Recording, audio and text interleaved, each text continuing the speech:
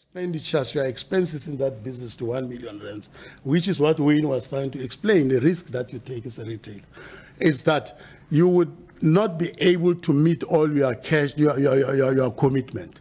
And it was extremely difficult. So what was the plan B? Plan B was because we had Maluleke, which was trading successfully in Soshanguve at the time.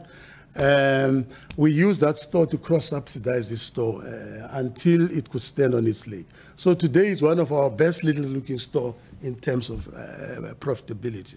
So we just want to emphasize the type of risk which a retailer takes by setting up business, by going to borrow money. You must remember, as independent retailers, we're not funded by shares. In other words, I cannot go, in that we're not public companies. We cannot go to the JSE and raise capital there and use script to get money and pay dividend as and when we make profit.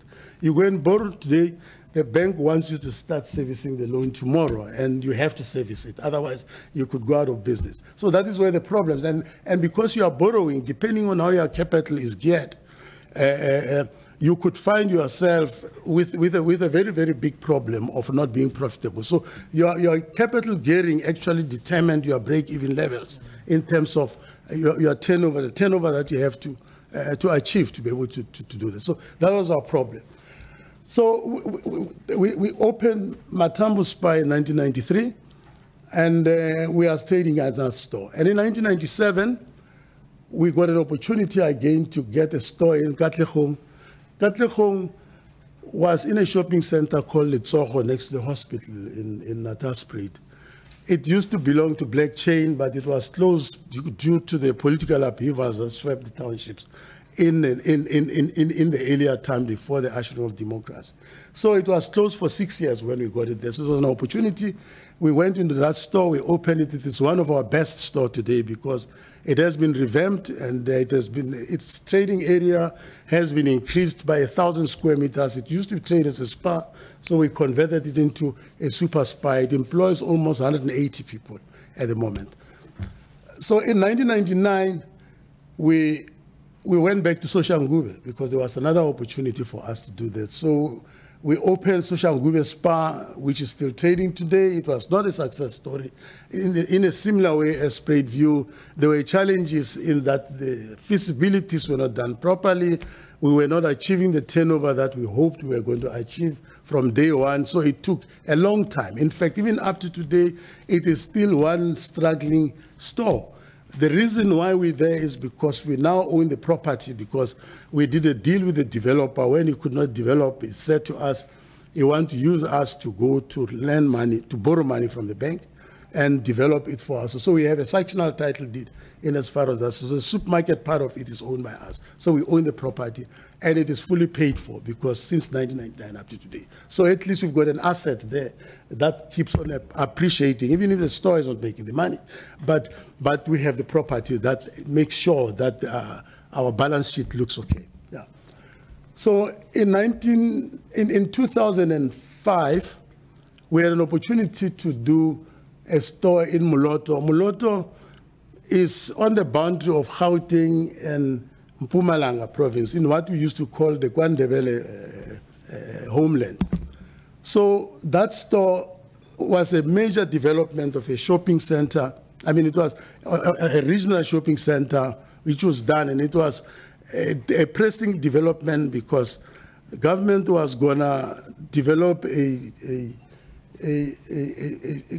hospital next to it, and it was also going to develop a transport node which would ensure that all the buses on the Moloto Road, I'm sure you must have read about the notorious Moloto Road, etc., which carries up, the Patco bus service carries about 90,000 passengers a day. So they were going to build a terminus at the shopping center there, which had obviously a very serious influence in terms of the size of the shopping center.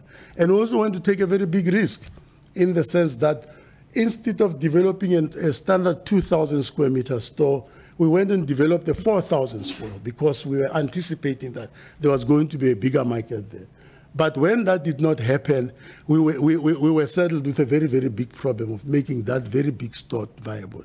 it is extremely difficult. We trade under extremely difficult circumstances. It involved us going to negotiate with landlord in terms of making sure that instead of paying rent, a market-related rental, we pay what we call market. We pay rentals according to the turnover that we are achieving, instead, rather than because of the space that we occupy.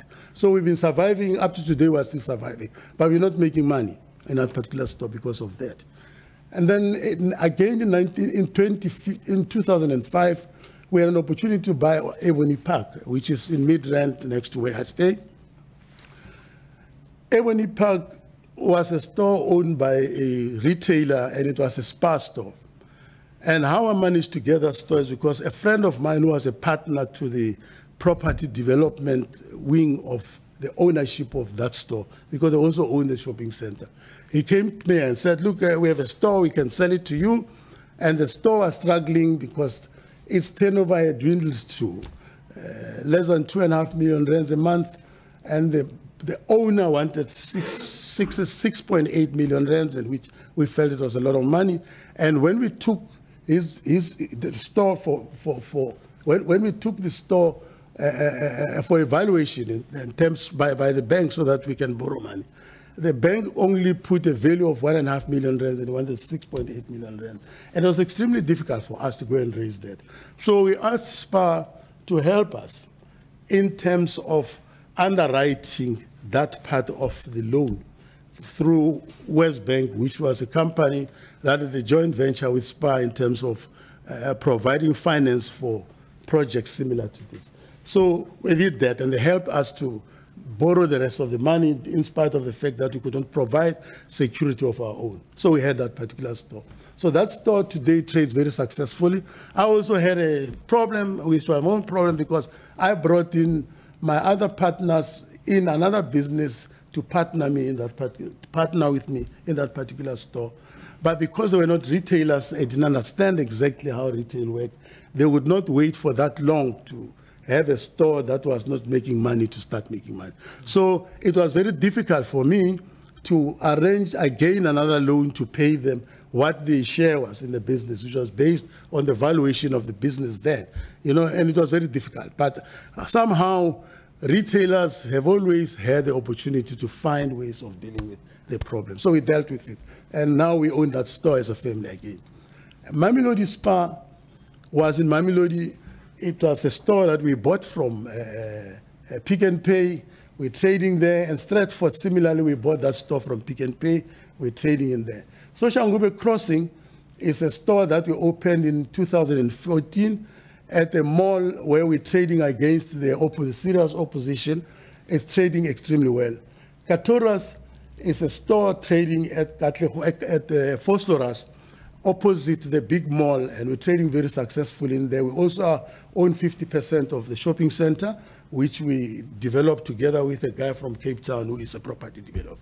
And then Everton was also a store that was developed in Everton, it's shopping. It's a small little strip mall in Everton, and we trade very successfully out of that particular store. These stores were opened in the same year in 2015, and so that's where we are. So all the stores that we have, except Roslyn, which is not existing anymore, are still successfully trading in the areas where they trade.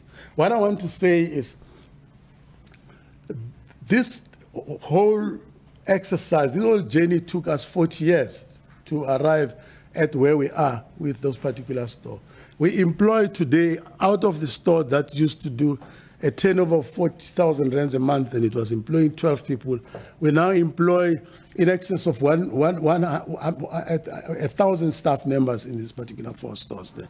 And we're very, very proud that we're rendering a service to the community. We also have an opportunity to do, regarding our social responsibilities, we do have a school that was named after my dad in Soshangube, which we have adopted, and we look after the needs, the 100% needs of that particular school. Because of the same store in Soshangube, Maluleke, which is our oldest store, we had the opportunity to look after the pensioners' needs. The pensioners get paid at the community hall, which shares the neighborhood with us at that particular store. So every time there's a pension payout, we give them. In winter, like now, we give them soup and bread. And every December, we slaughter 2 beasts and invite all the pensioners at the community hall to celebrate the success of the year. So that's what we do. And in conclusion, I'd like to say, just to redefine what the relationship between us and SPAR is, as retailers, as independent retailers. SPAR is a voluntary trade organization where independent retailers and independent wholesalers in the past, and I'm sure Wayne would have touched on that in terms of how SPAR Group came into being. It was a consolidation of many independent wholesalers that became one wholesale business. So that's why his definition has changed. He says it's a coming together of independent retailers and a wholesaler in South Africa, so that we put our efforts together and fight competition from the bigger guys. So that's what we do. So each retailer owns the store. It is his effort, and what I like about SPAR is that it does not stifle initiative in the same way as franchise does, because many people seem to confuse franchising and voluntary trade organization. This concept was started in Netherlands. It was started by the Americans. A guy called Adrian van Vel went to get the ideas, and he sold it worldwide, and it becomes a success story today. It is the only democratic way of empowering small retailers, which otherwise would be languishing under competition. So to us as retailers, we found that if, for instance, I had not made a decision that I want to trade as a SPAR, which was a strategic decision that I made, in the sense that for positioning, I'd like to make sure I support the wholesale business that not only is interested in selling me goods, but it would also help me develop my business and my business acumen and the skills that I need to be able to compete in a very competitive environment. Had it not been for that, I don't believe that these stores would have succeeded the way it did. I think they succeeded because of the fact that there has been that joint venture in terms of sharing of ideas, etc. And also, the other advantages that we have is that if you buy from a wholesale group like SPAR, which is a logistic company, you make sure that you limit the number of times that you must open your back door for receiving stock from individual suppliers. I'm not saying we don't have. We do have. The reason why we have that is because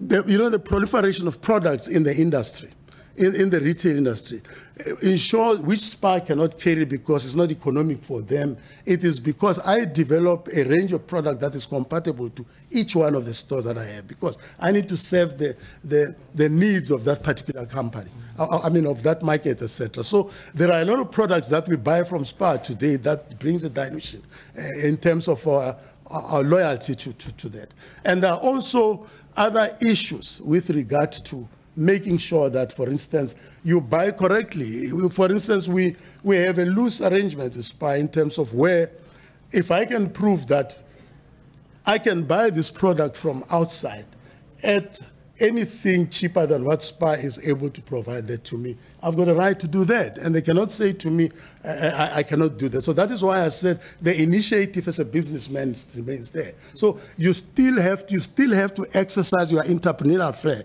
as a retailer, as a business, to be able to run your business as successful as you can. We engage each other through the regional committees, through the SPAR Guild of Southern Africa, which win. The retailers have a fair representation in that guild, in the sense that the retailers are elected by their own retailers to serve on their behalf in that particular committee, so that SPAR, the wholesale business, cannot take unilateral decision that can impact negatively on our businesses. So we do that. So that is exactly where we are as a business.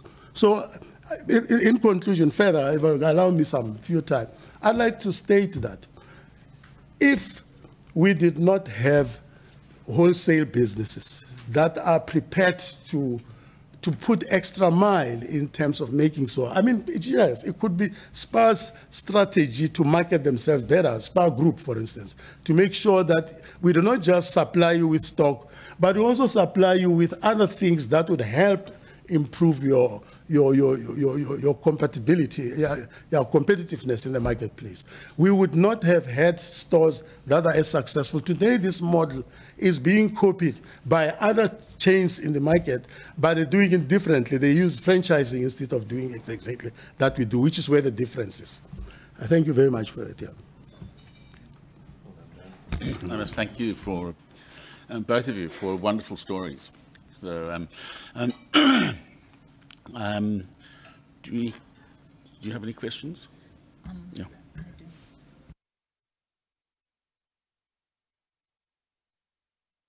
Okay, I will start with start on Mr. Hook's presentation. You mentioned that the guild collaborates with the independent retailers to drive the brand. I just want to understand how in driving the brand, how are these stores identified, especially in the townships, in the rural areas? How does the SPAR Group or the guild identify? Who does that identification of a store before you identify the retailer? How does that happen? Well, a number of different ways. So you're talking about a new store being set up on... sorry. You can use this one, right? Yeah, I mean, new stores or the identification of stores comes from all sorts of sources. We have people who are focused solely on that, new business development people. Mm-hmm. We have developers who come to us, and a very strong proportion of our leads come from our retailers who operate in the area, nearby or whatever, and they get to hear because their ears are very close to the ground. As you hear, the guys are in their stores, they know what's happening. A lot of these stores that Dan has got into, and Nizzy as well, is because they know what's going on in their market. So we have it from, as I say, our own people, where they would hunt down areas, and we would basically look at a map of the country and say, okay, we are well represented here. Here there are areas where we are not well represented. We need a store. So we might go to developers and say, we're looking for stores in the following areas. If you can find a site, do so and come back to us. So we will send it. So it could come from our side where we identify gaps in the market. It could come from developers who already have a site eyed up, and they would come back to us and say, are you interested in the site? Or, as I say, a large number of the leads come from our retailers. So one of the three areas. Rolf, have I left out other avenues? Those, I think, will be the major areas. And that it would include the township, wherever we identify those opportunities. Okay. And obviously, when you go into a township or a rural area, you would, for a new store, you'd conduct a feasibility study. Yeah. Well, and how is that? How is that process? I think. Again, we would use. Used to be Gensec, Fernridge now. Fernridge. Yeah, we use a company who understand the demographics, all the census numbers, and all the rest of it, and we would try and build together a feasibility. Generally, what's happened is a retailer has been identified by that stage, but we would try and put together a feasibility that sort of says, okay, this is going to work. It looks like it's going to work. We think we can do the turnover. There's 30 million rands worth of grocery turnover in this area, and there's one shop right there who's doing 10. So there's an opportunity there. Obviously, what we don't want to do is to say, there's 30 million here and 25 of it has been done by the existing guys already. So the opportunity is that big. So we would try and put together a feasibility, and based on that, then move to the next level. Yeah. So it, okay. When that feasibility is conducted, again, I'm still focusing on townships and rural areas. Yeah. Does it consider or take into account the small and independent retailers that are operating in the area, informal traders that are operating in the area, and how are those dealt with by SPAR, as it considers operating, when a decision is then taken that you will open a store. Yeah. How do you take that? It can be general, because I'm sure No, it depends I mean, on situation to situation. Yeah, I mean, first prize for us would be generally to say, okay, let's say we go into an area and we say there's an opportunity, we would say who's the leading retailer in the area, the existing guy who's doing the best job, because he's the guy we'd rather have in the organization. So let's say we went into an area, we had no retailer who had come along and said, I'm interested, and we would go into an area which we believed had an opportunity. We'd go to the best retailer and say to him, do you want to join the group? And, you know, so we would start a discussion going that way. Yeah, just to try and identify, but if you sort of, and so for us it would be, is there an opportunity for the group? Okay, and then if there is, how do we go about realizing that opportunity? Yeah, I mean, that's pretty, what we're doing. If you're sort of saying, are we going and sort of saying, okay, there's 20 different existing businesses, what impact are we going to have on each and every one of those? We tend to be looking at it on a basis saying, or what impact they will have on you. Obviously, either way, when we go and look in there, we would look at who's the existing traders and are we likely to survive, whoever they are, small guys, big guys, or whatever. And as Nizzy explained, I mean, what's grown in the last couple of years are these small guys who operate under the radar and don't follow the rules. I mean, it's an issue in our country. I'm involved in the Build It business, and it's a big issue there. But in the grocery side and Spar as well, where the guys, they don't always pay their VAT, they don't even do these things, and in public forums, it's a fact. And so I think in the issue, from our point of view, is looking at who is there, who we're trading against, no matter what it is, because we can't control who's there and how they're trading. We can only control the bit that we do. Are we going to be successful? And we would consider big guys, small guys, and what we're up against. I mean, obviously, from a logical point of view, if we're up against a ShopRite versus all of the little guys, our chances of success would be greater if we were up against the little guys than the big guy. But the situation has changed with what Nizzy's talking about because of the fact that some of them don't follow the rules. Okay. So we would consider the opposition, whoever they might be. Okay. Just so I understand, that this exercise of identifying new stores would be conducted by the Spark Group, not the Guild. No, we have people who would go and do that work, who work for the Spark organization, and then we would, if we identify an area and a retailer, that retailer would apply for membership, and then the Guild would decide whether they're granted or not. Okay. So we would need to do all the homework, present it to the Guild, and the Guild, which is now the joint body, is where it's regulated. So, and the purpose for doing that is making sure that these elected representatives have their say, because they can think very clearly with the retail hat on. So even if we sort of say, look, we think it will do that, they will come from the retail side and say, but what about this and what about that? Think about your existing retailer down the road. What is the MK? You know, so it becomes a more balanced discussion, because inherently we're a wholesaler. We're looking to do more business if we can, but we're also not stupid enough to sort of say, we want to put stores everywhere, because no one's going to want to belong to the club where we behave in such a manner. So this is a body for regulating the granting of memberships. Okay, both Nizi and Tatumaluleka have spoken on the benefits of being part of the Spark Group, and being part of the brand. Yeah. I just want to understand. In fact, I had this as a note which I kind of battled with from the onset with your submissions, as to what is the difference between what is the difference between your model and that of a franchise? But then maybe just to put my question differently now that in view of what they've said here. I just want to understand how does the Spark Group make its money out of this business? Well, I mean, I think the reason that Not the guild, the group. Yes, yeah, Yes. no. Well, the guild is a non-profit thing. Yes. So the SPAR group makes its money out of buying in bulk. So we will go and negotiate deals with the suppliers. We buy in bulk, we add a margin because we do massive turnovers. We will do 60-something billion this year, and that comes out of the wholesale business. We add a margin for doing that, and then we have the costs of these people to provide the services, the trucks to get the stock there, etc., etc. So we make our money out of adding a margin, subtracting our costs, and ending up with a net. So we will end up with a very small net, but on a massive turnover number, which comes to a fair number of rands in the end.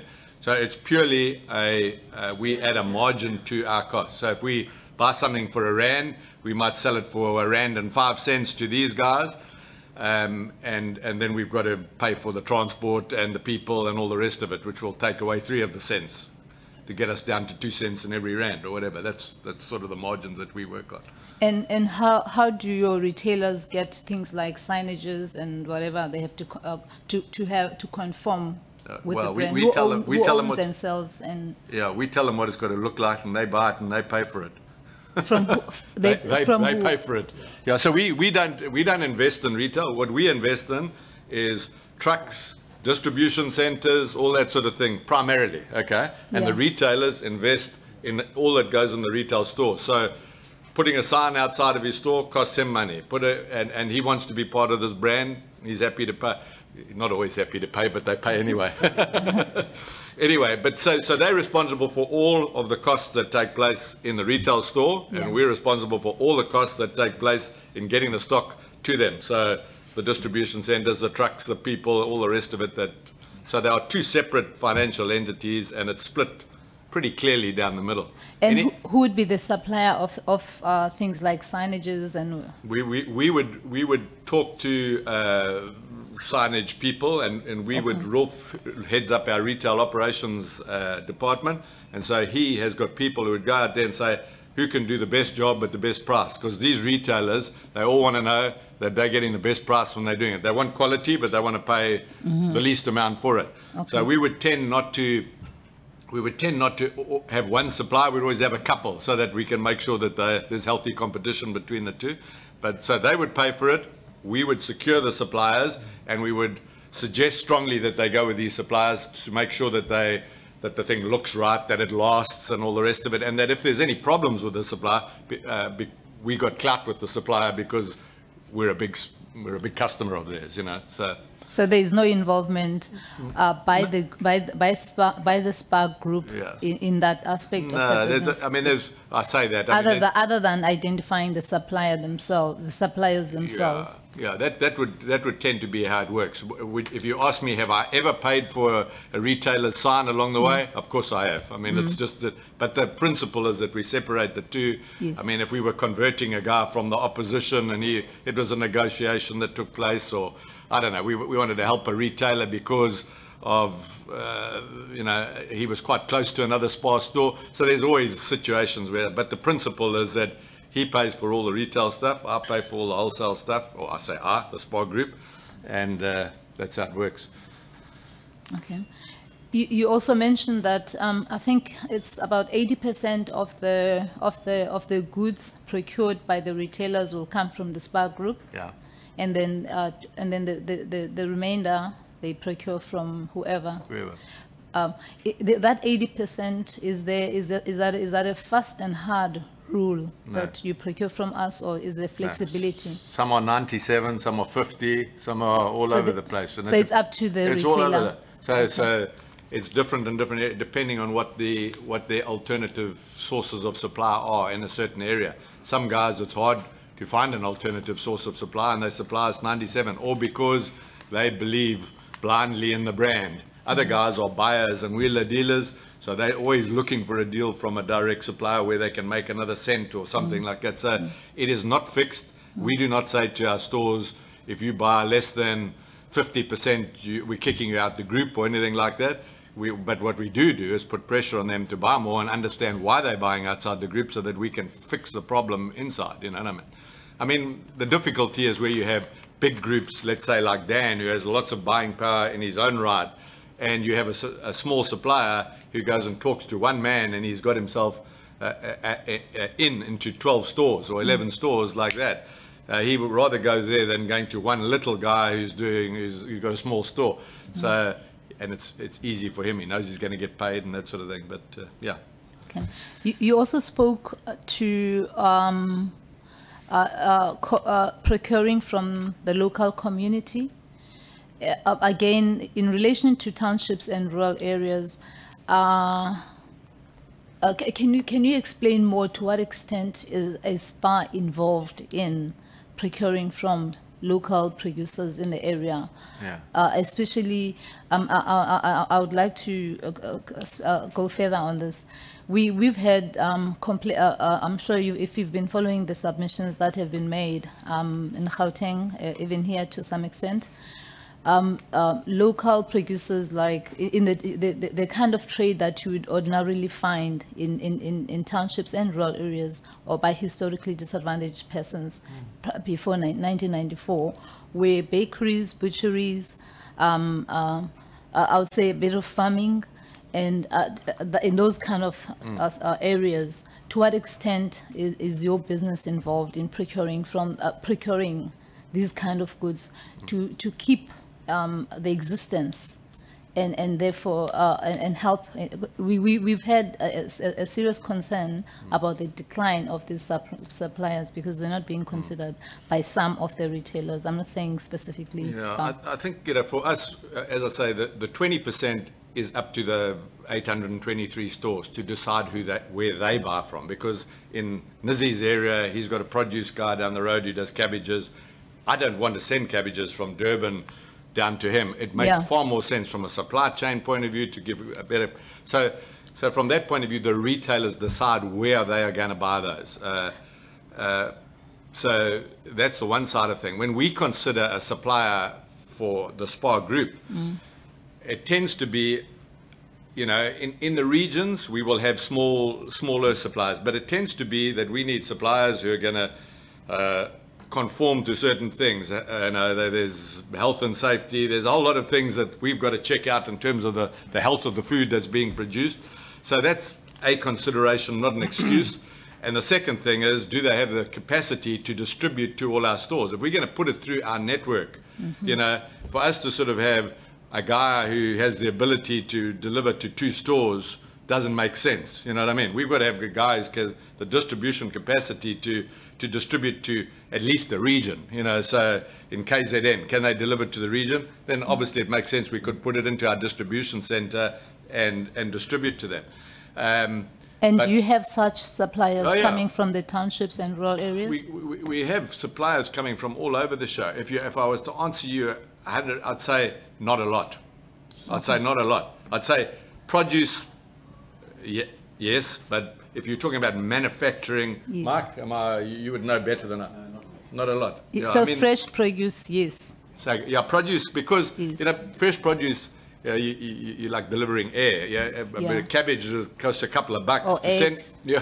Exactly. To send them from Timbuktu to Durban, to send them back to Timbuktu for, let's take the Makatini flats down to Durban and we distribute them back. It's crazy. Yeah. Support the local guy, A, because he's going to support you in your store, but B, because the transport in itself will kill it. It'll start off costing $2 and end up costing $10, So the small suppliers, it's not easy, and that's why what we would tend to do, if we have this happening every day and there's different people, take water suppliers, there are just thousands of guys out there doing that sort of thing. So what we would tend to do is to say, and everyone's story is better than the last guy's. He's going to do this, and his water's got these vitamins in it and that.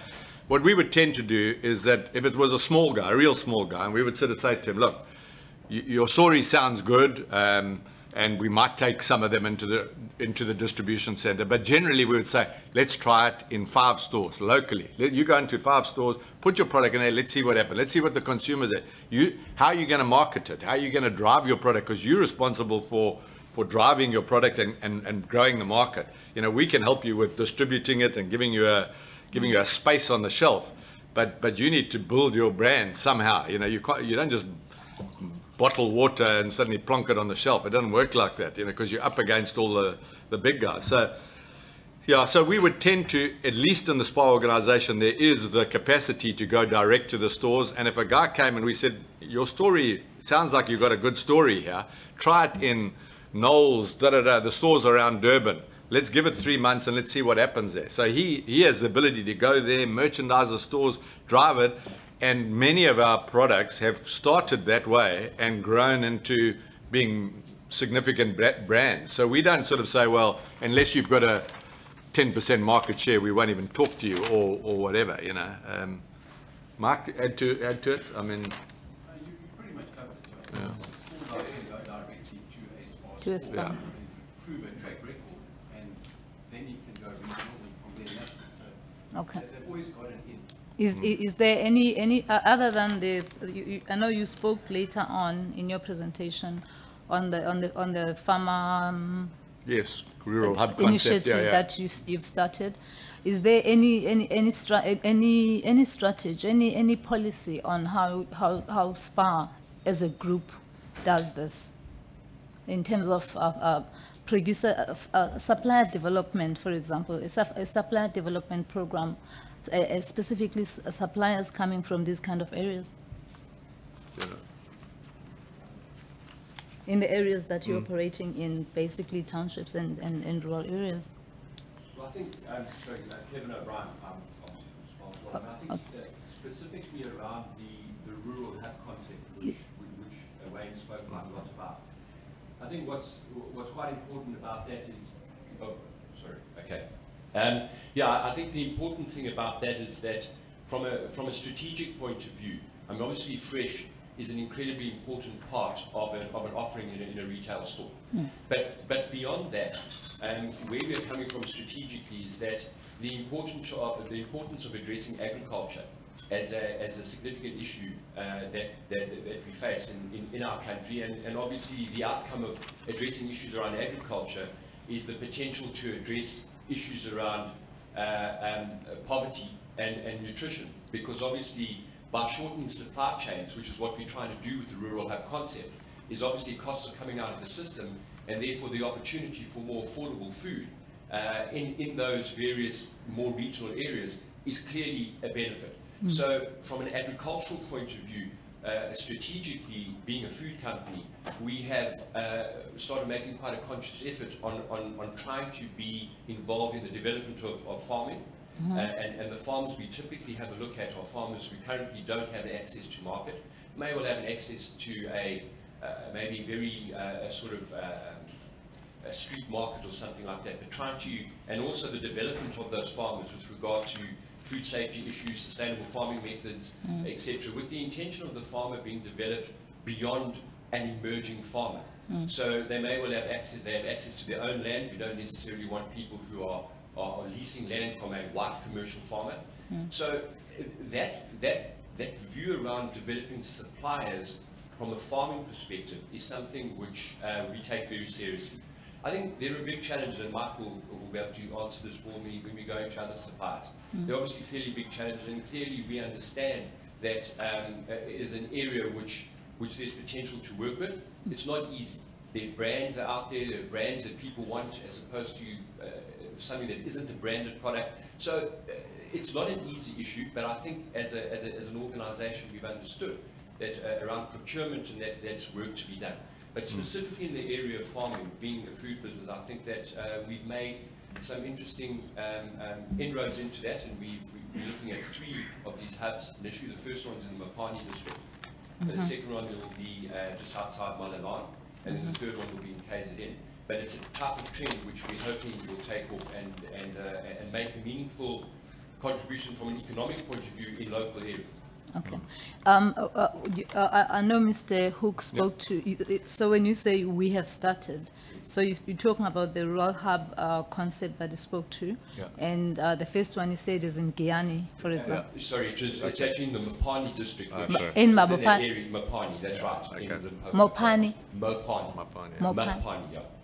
It's just outside Sydney, Oh, okay. off Koloko. To be Oh, specific, okay. yeah. And when was that started? We commenced operations about a year ago. Okay, so And it's fairly new. Yeah, absolutely. And we are moving into the pack house facility, which is an important part of this.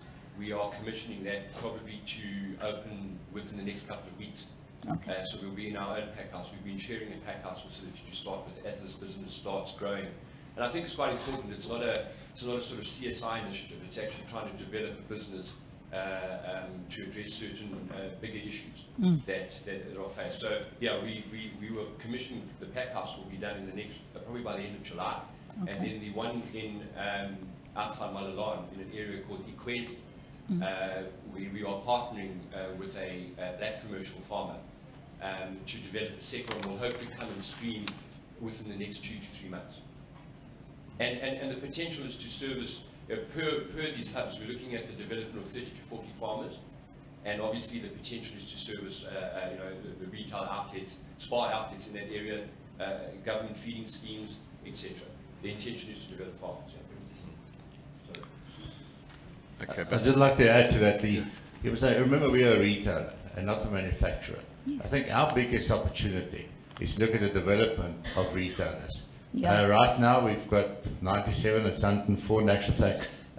Previous disadvantaged people running a supermarket, and that is what we need to sort of put a lot of focus on, to try how we can improve that. That's why especially our smaller format, on our Save More format, that's where we're getting, like in the olden days, we had the quick stores. Dan and Nizzy and these guys, and most of our retailers started with little small stores. And today they've got these big, massive businesses. Unfortunately, a lot of people don't want to start small nowadays, but that is our sort of opportunity. We need to get black entrepreneurs coming into small businesses and growing to become the next Dan Maluleke and Nizzy's of the world. And our focus needs to be very much on that side, not neglecting the manufacturer. There's opportunities in our independent retailers, they will go there, but we need to focus on the retail side, developing that. yeah, that's a good point. Yeah. No, I was focusing on this question because not only in terms of the concerns that have been raised, it's not only the decline of the retail sector that has been pointed out to this inquiry. It is also the decline of the producers in these areas with the entry of big players like yourselves. So that's why I wanted to hear what initiatives SPAR is involved in terms of working more with producers in the rural areas and townships. That's why I was asking the question.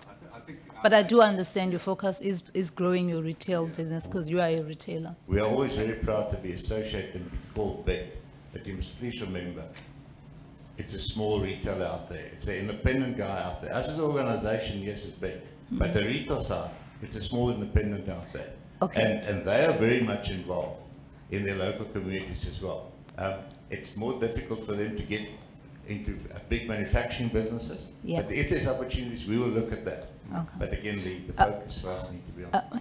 Can I ask perhaps Mr. Maluleke and Mr. Ngwelo to comment on this point, the extent to which you work with local producers and how you do it, both of you, because you from the Eastern Cape. He's Yeah, from, can I just add to that? You see, there's a guy, just a story. I'll just put it Yes. probably in story form. There's a guy that left Premier a couple of years back. I mean, when we started at SPAR in 2007, and he basically on the foot of the Drakensberg in Underberg started a hatchery, and obviously as a black so-called egg producer, so to say, was looking for business. And obviously he went around looking for business. Obviously one of the people that he approached at the time was us, and his company now is New Dawn Eggs. He's delivering stock to our stores, all of our stores. and he's currently doing rhinos and rhinos and boxes and the stores that he can get access to. But I can assure you that he never started like that. It was in the beginning he probably had 4 bakkies, and his hatchery business, and the stock was coming from Underberg into the Eastern Cape. You know, and this is the extent. I mean, this is the extent. We asked ourselves the question: should we support Premier Foods, who's got the new laid eggs and these big egg companies that are coming from Durban, or should we support a local guy? And the anonymous decision was that let's rather support a guy that another fellow struggling businessman that's trying to make a footing for himself.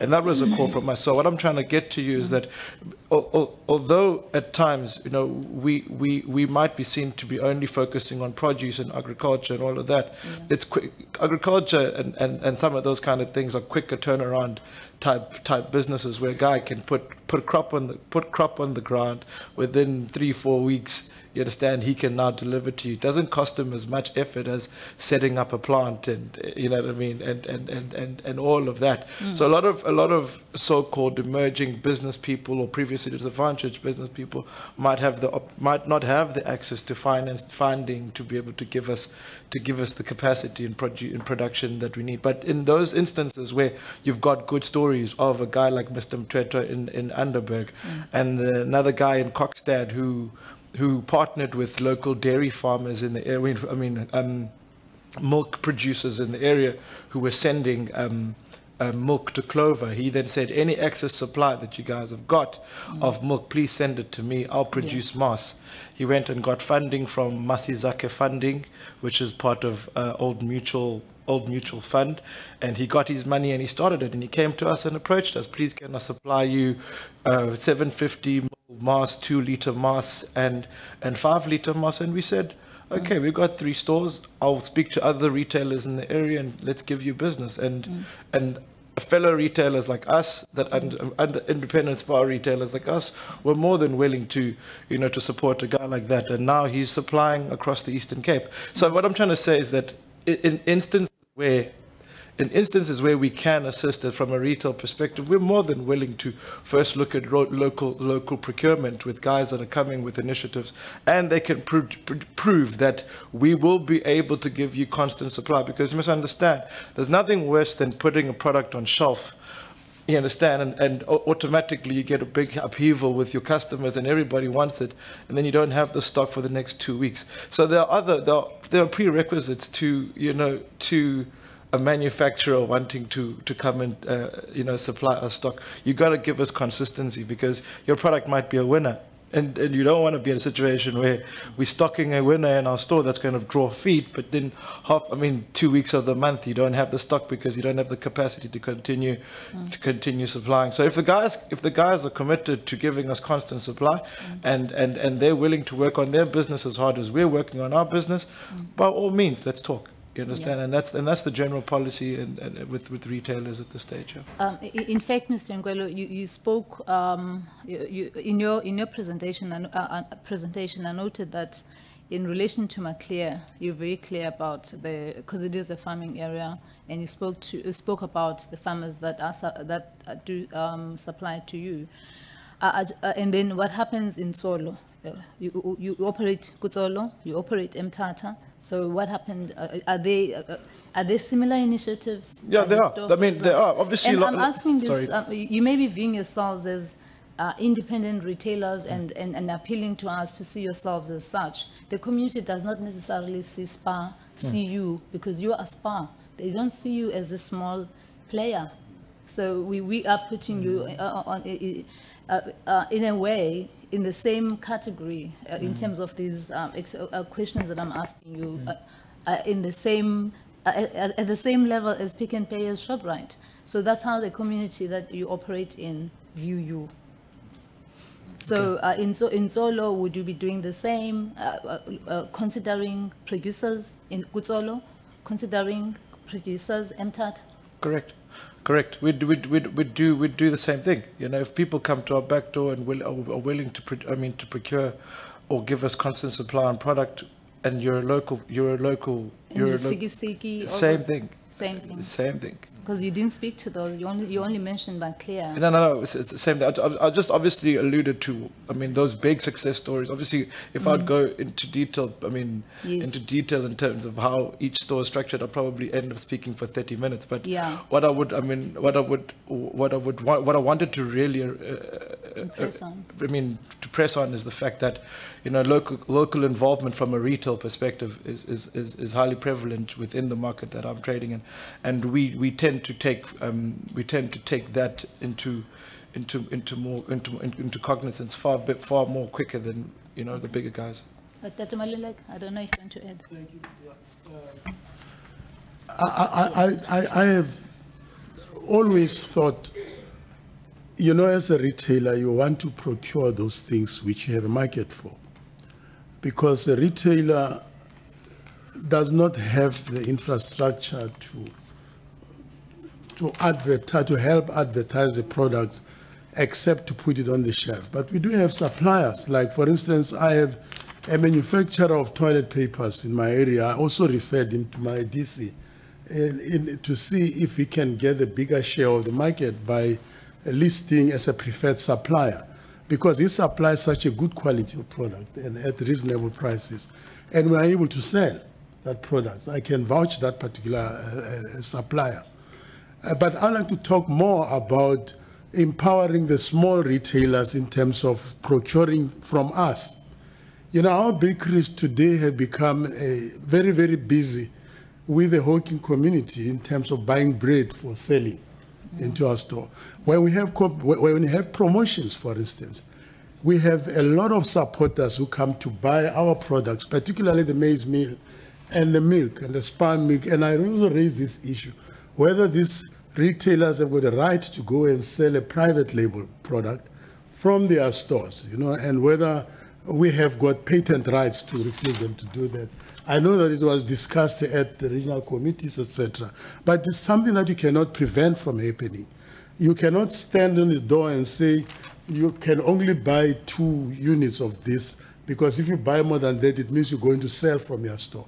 And the biggest problem is that these very same retailers, using their own skill, they know that your milk is cheap probably now.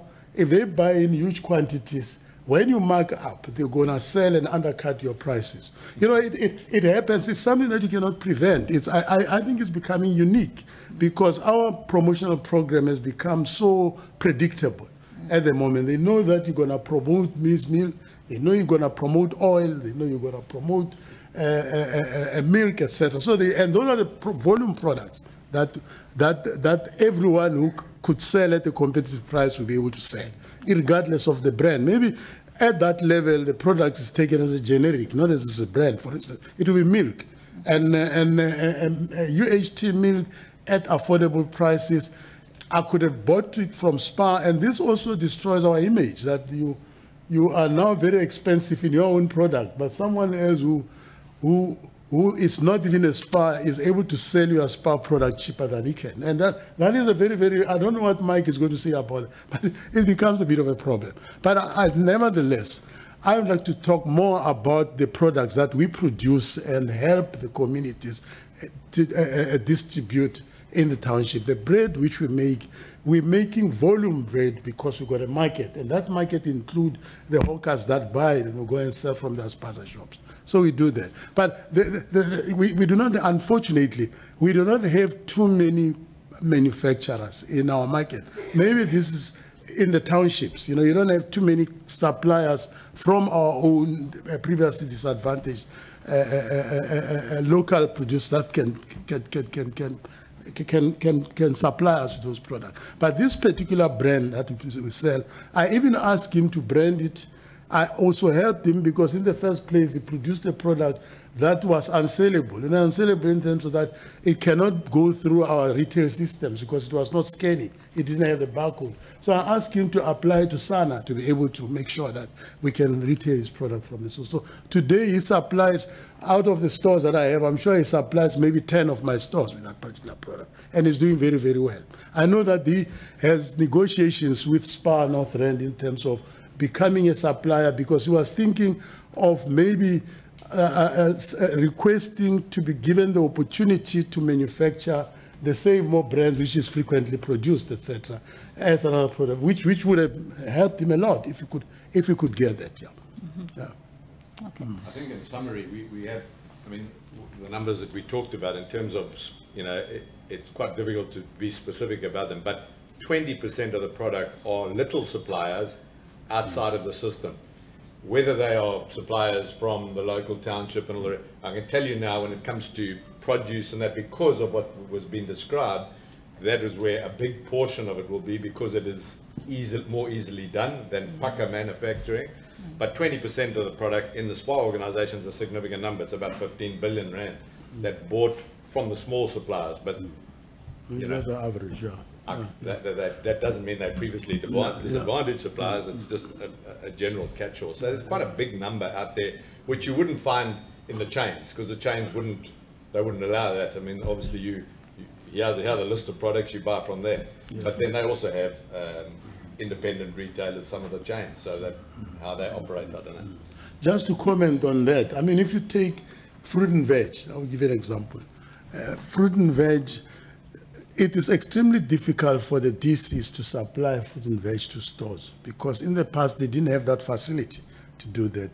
So, and it was recommended by the regional committee that the stores must buy from local suppliers. And if you're lucky and your stores are located close to farmers, you are able to get fresher products at reasonable prices, and you are able to retail at better prices too. So that is why the stores that are located close to these areas, the performance of that particular service department is higher than in many other stores that battle to get the products or supply. So we do have suppliers. For instance, we have now acquired a truck, because most of them produces from their local environment, but they don't have an infrastructure to deliver to our stores. So we collect from them. For instance, we take things like cabbage, lettuce, spinach in particular, which is very, very popular in my market. We shop around in terms of from farmers locally in our area. So I think those farmers that are able to produce are actually getting a chance to the products marketed at stores like the SPAR stores that we have. Yeah. Okay, sure. Yeah. Just to move on to a different point then. You spoke about the impact of foreign traders. What would be the exact impact of the foreign nationals on SPAR's independent retailers, for example? I know Mr. Hook, you also mentioned it. Okay, thank you. The issue, obviously, it's a general. I can talk about it from a general perspective. I'll be very specific. Generally speaking, the general feel is that, obviously, with their presence in the market, okay, it's obviously taking away market share from existing business that we have, right, and purely because, I mean, that is a good and a bad thing. But if we look deeper in terms of how it's going about, I mean, it's fact that there's undercutting of pricing. They're procuring at far cheaper prices than what we're getting, and if you investigate that, I don't have the proof of that. Obviously, we need to go and investigate, but they're not paying VAT. They're not, they're not doing.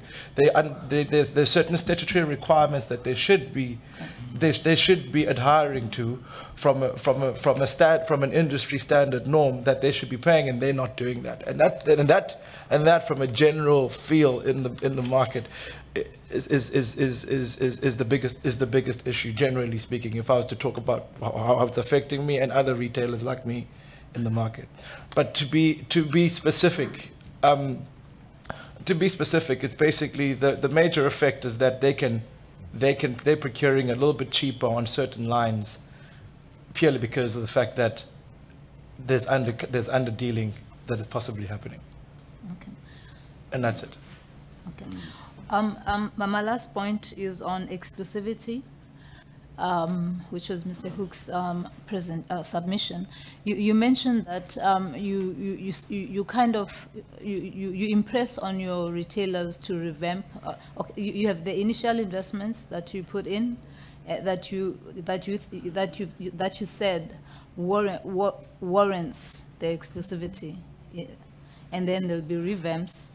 I just want to know, do you have does SPA, either the guild or the group, have examples of stores where the revamp did not occur, and where you can directly attribute the decline in sales to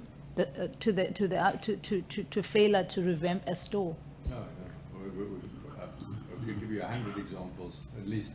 No, I mean, where we... Would you be able to provide those to us? A list of those where you can... I think every year what we can do, we can show you the turnover of stores that hasn't revamped. And we show you turnover, the increase in turnover, and the percentage increase with the store does a revamp. We can also show we've got a retailer who's lost a little bit of interest, and we then sell that store onwards, and a new retailer comes in, and all that he does, he revamps the store, and you immediately see the jump in turnover. So, in the good old days, a revamp I would have guaranteed a retailer your turnover will go by 25%, and nowadays maybe it's 10%, 11%, but there's, without a doubt, there's an increase in turnover. Otherwise, the retailers won't invest neither. But they will go out of business if you don't reinvest. But you need to constantly reinvest in your businesses. The new trends, there's modern stores coming out there. So to be on the forefront of modern retailing, you need to do that. In fact, when Mr. Maluleka was presenting, I was curious about your Maluleka Spa, as to how many revamps did you have? Were they every 5 years? Because we want to see this. We want to see it. We are being told, but we don't know. So I became curious as you were speaking. It's an old store in the township. Did it require revamping every 5 years? In fact, we've just completed a revamp last year of that particular store, and the growth was phenomenal as a result of that, because customers get tired of seeing the same thing every day. They go to a new store and they expect your store to look exactly like that. So if you don't revamp, this is what Ruth is trying to say, if you don't revamp, you might lose those customers forever. So by putting in a new lease of life in that particular store, it's like a revival in a store. You begin to, everything starts from the design. You redesign that store in such a way that it conforms to normal, I'm a new modern retailing, so that customers feel the store is fresh, it's got a completely a new look, it's a total new type of a store I would like to see. In the interest of time, I would be curious to see if there's been a decline as a result of lack of the revamp, and then or is it an increase of sales because you are then able to attract new customers when you revamp the store, kind of things. We'll be able to give you those figures by store. We'll be able to give you the total amount of money that has been spent by retailers for those 5 years, year by year on revamps. Yes. And I'll show you the increase. I'll show you the average increase of the group on the retail side, and I'll show you the increase in turnover on the store separately that's revamped. Also, the 5-year thing, that's been a very strong rule with us in the past. We've changed it slightly nowadays. We also nowadays start believing in more frequent revamps. So sometimes every year, the guy will do something different. You don't wait, like when you buy a car, you don't wait until 5 years. Nowadays, some guys every second year they buy a new car. The same on the retail side. To make that impact of a revamp after 5 years cost them a few million. Rather spend every year or every second year, spend 1 or 2 million to keep your store fresh the whole time. So you look at different departments, and that's what we try to do nowadays with our retailers. Okay. But I can send you that information. And when you do, it would also be nice to see the revamps that you've had or conducted in a store where there's exclusivity clauses and where when there's none, and then we compare. We get to see. We can send you that. Well, yeah. Thank you. Thank you. Thank you. In the interest of time, I'm just going to focus on one question for Nizzy and Mr. Maluleke. The stores that you do have, which ones have the largest catchment areas, and which ones have the smallest catchment areas? And then what are the main factors that determine the size of your catchment areas? Take that question. If I could say Stratford is the smallest catchment area and Katlehong is the highest catchment area, I attribute this to location. You know, that's why in retail, it's location. 90% of the success of the store depend on location. You know, location takes into consideration a lot of things like the demographics of your customers, how accessible is the store to your customers, how visible is that store to your customers? And also stores that tend to operate from malls. Like for instance, I'll give you Soshanguve Crossing is another typical example of that. Tend to have more catchment area because you piggyback on the success of other popular brands that makes up the tenant mix in that particular store, and you benefit by piggybacking on those particular stores. So that is precisely what. So we've learned a lot that if you make a mistake in terms of locating the store, that mistake could probably be a death knell on that particular store because the damage that it would do to your investment is irreversible. I mean, you've got stores that would never, irrespective of how much money you can pump in terms of revamps, etc., you would never get customers to patronize that store because it's out of sight. Customers don't see it, it's not visible. Yeah. So the three most important things in retail are location, location, and location. Yeah. I mean, the real answer in our organization is one more, and that's the retailer. Good retailer will do double the turnover of a bad retailer. And, you know, but location is crucial. Yeah, it is. Yeah. Thank you. That's all from my side. Thanks.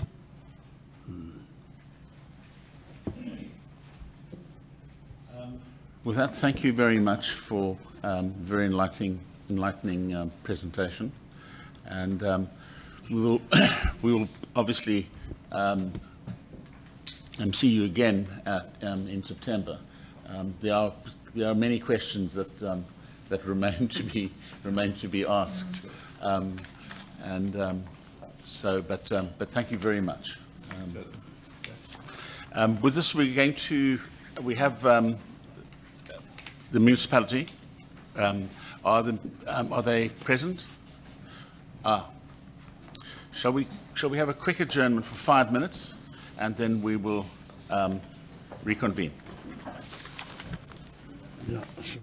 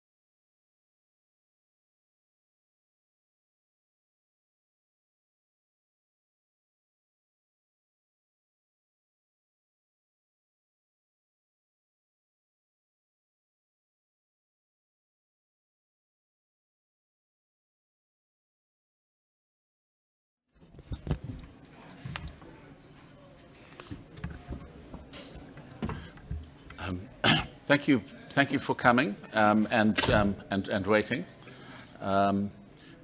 Please, won't you introduce yourself? And then I gather you have a submission, a presentation to make. And will we be able to get a copy of this presentation? Thank you very much.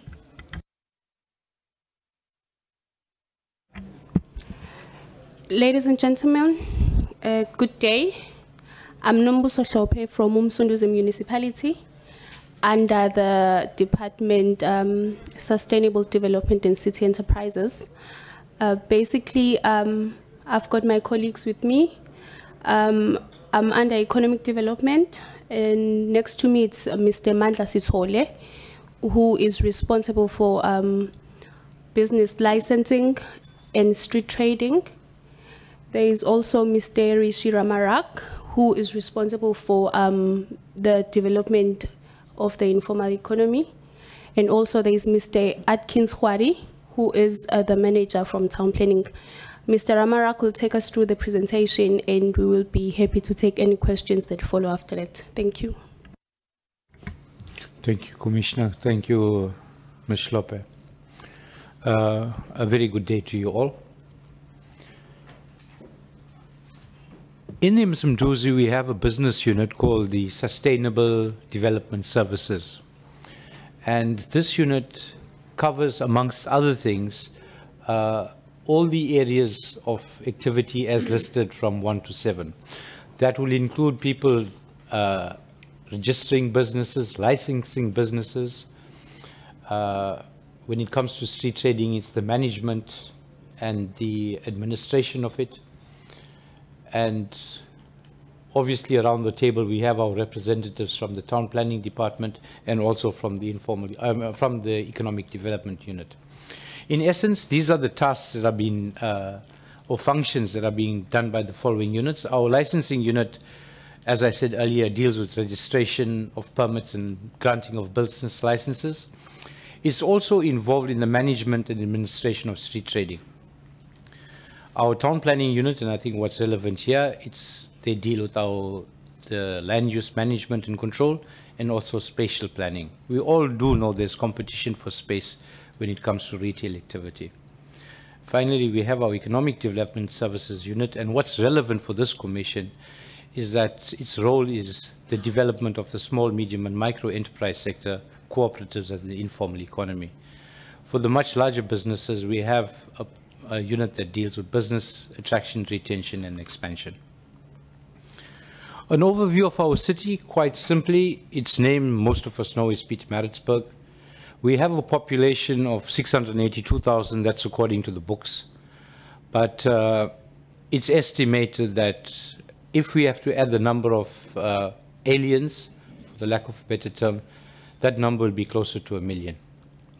In terms of formal businesses, we have just over 3,000 registered formally, businesses that are registered formally, in comparison to the number of informal traders, which is, as you can see, 13,000.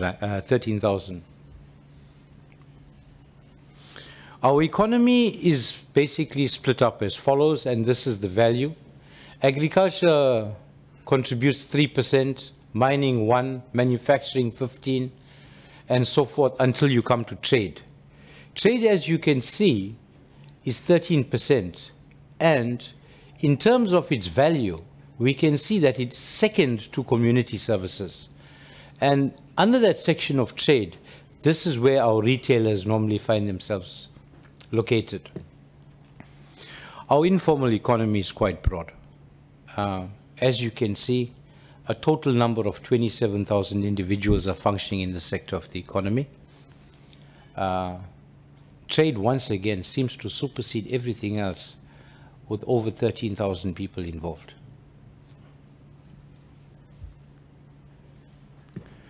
What helps us to guide and manage these issues from a municipal level are the following policies and legislations. All businesses are governed by the Business Licensing Act. When we're dealing with our issues of taverns, which is of concern to this commission, we use the KZN Liquor Act. when it comes to town planning, we look at the SPLUMA, or your Spatial Land Use Management Act, and are guided by that. In terms of town planning policies, and of recent, our municipality has developed policies specifically with regards to taverns, tuck shops, bed and breakfasts, and there's one more, Numbuso? Boarding houses. Thank you for that. And yeah, so we've recently developed policy on that. Hopefully that will help level the playing fields and make it a fairer place to play or work or do business. And finally, other municipal policies and bylaws that come from your environmental departments and your health departments and so forth. This is a very interesting slide, and it came in late last night, but I think it has a lot of significance. Control the oil and you control nations. Control the food and you control the people. This was said by a man called Henry Kissinger. Personally, I don't really like him. He's been responsible for lots of things that we in the world today that we see are very unhappy with. And I'm going to give you an example of this. Control the food, control the people. This statement was made in 1974. That's what, some 45 years ago. And we can see the impact of, or the value of the statement. When I'm saying the value, let's just look at what it has done. On the global market, 10 companies supply 80% of the world's food. This is what was said some 45 years ago. And this is what's happening today. In South Africa, what we find is that 4 or 5 suppliers control 80% or approximately 80% of the supply. It's really a cause for concern. Why is it a cause for concern? Our understanding of this Competition Act is firstly to help the development of the local economy. Secondly, it allows people like us to have better prices, better product choices, be free of will. Thirdly, this whole approach or the strategy is supposed to ensure that employment is promoted. And the development of this sector of the economy must be for the greater social welfare as opposed to a few. It's to ensure that SMMEs have equitable opportunities. And obviously, finally, to increase the ownership of previously disadvantaged individuals.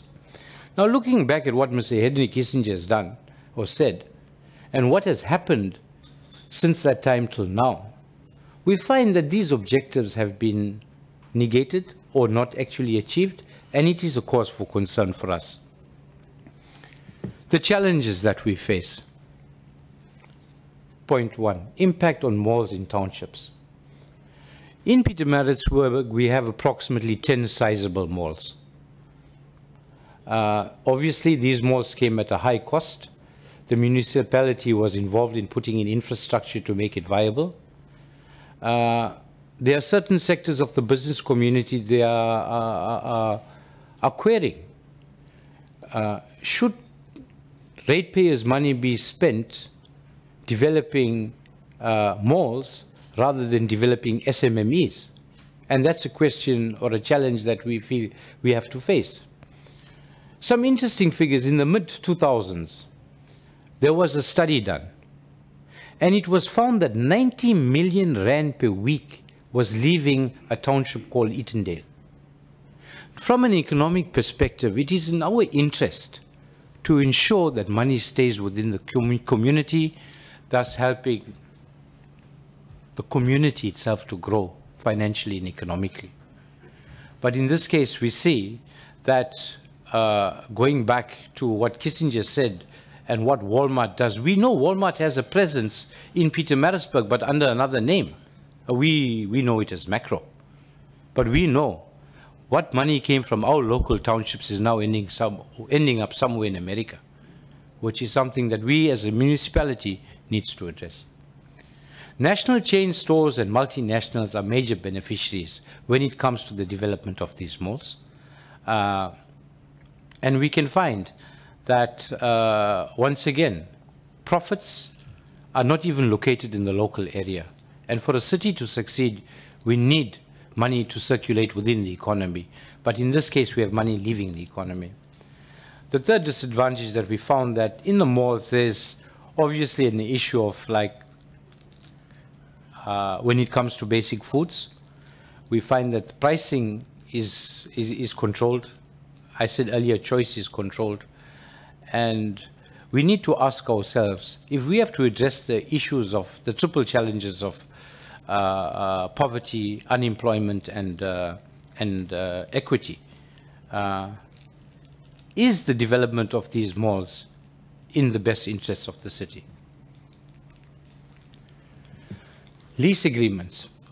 In Pietermaritzburg, we found that this year is definitely a barrier to enter into a competitive market. We have situations whereby a local SMME who traded in the city for about 25 odd years and ran a successful business tried to move into the mall to expand. And it was found that the people that were trading in the mall forced this SMME out. When I'm saying forced, it wasn't physical, obviously. There's other methods to get people out when you want them, and it had to do with price. I'll give you an example. A normal tacky that you would have paid 700 Rand for in Game or 800 Rand for in Edgar's.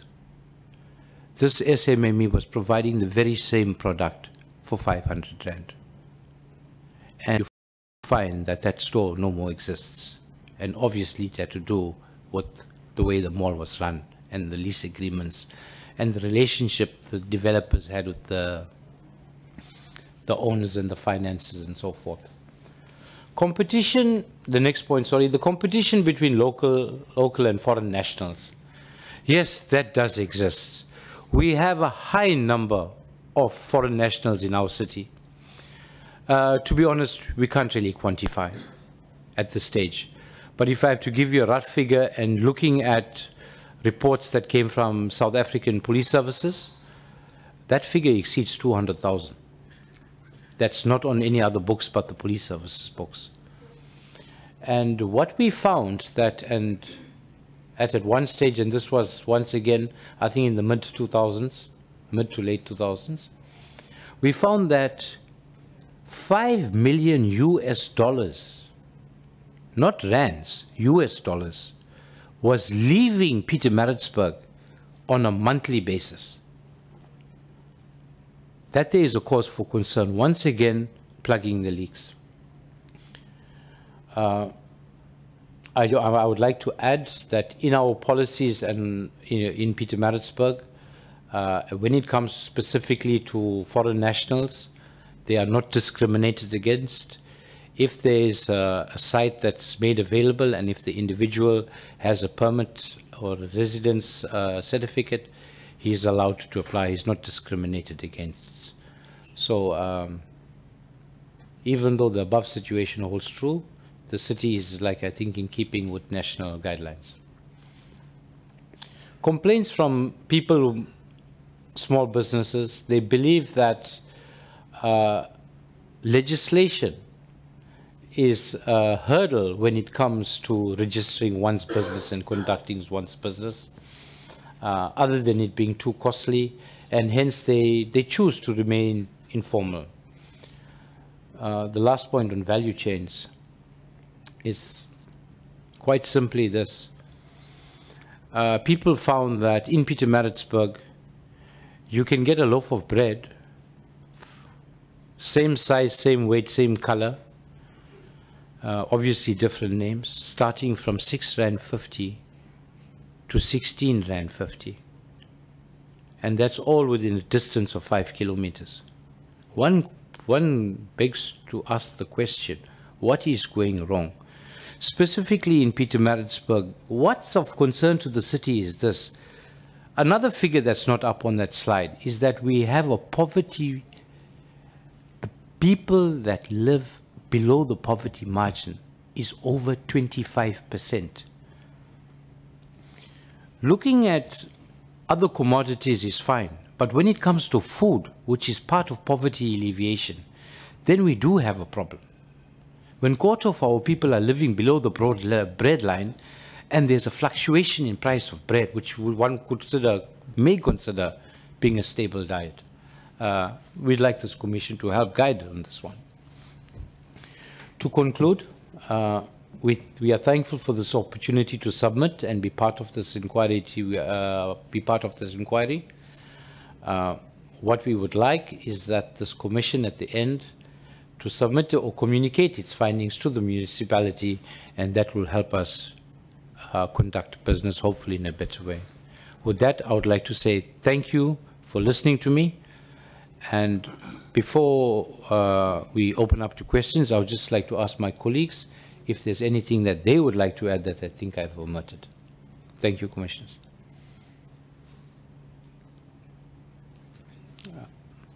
Okay, well, thank you, Rishi.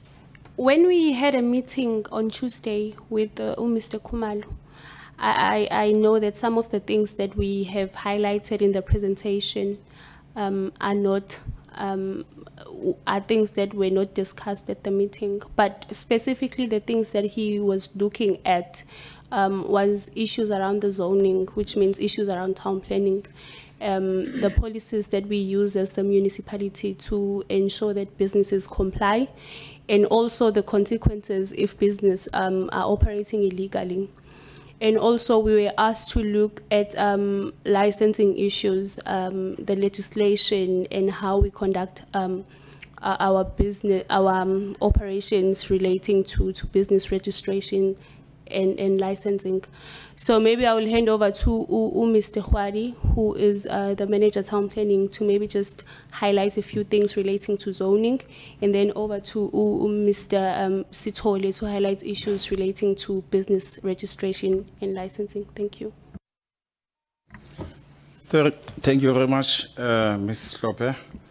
I think before I come to the issue of zonings, let me come to one of the critical things, the incentives. I think one of the challenge which is facing the informal or SMMEs is the issue of the incentives. I remember, I think it was about 3 years ago when there was some sort of this fighting, or when there was this issue of xenophobic developments in Pietermaritzburg. One of the reasons why the small businesses were complaining about the so-called foreigners was that the foreigners are taking their businesses. But when I did the research, I was told that these guys who are coming outside from South Africa, they've got some sort of a company. Let me see, if they have to go and buy at Marco or in any wholesale, they will contribute some money. Let me say, maybe if any member of the foreign national need a stock of about 10,000, then each and every small business will contribute maybe 1,000, so that they will be able to buy in bulk.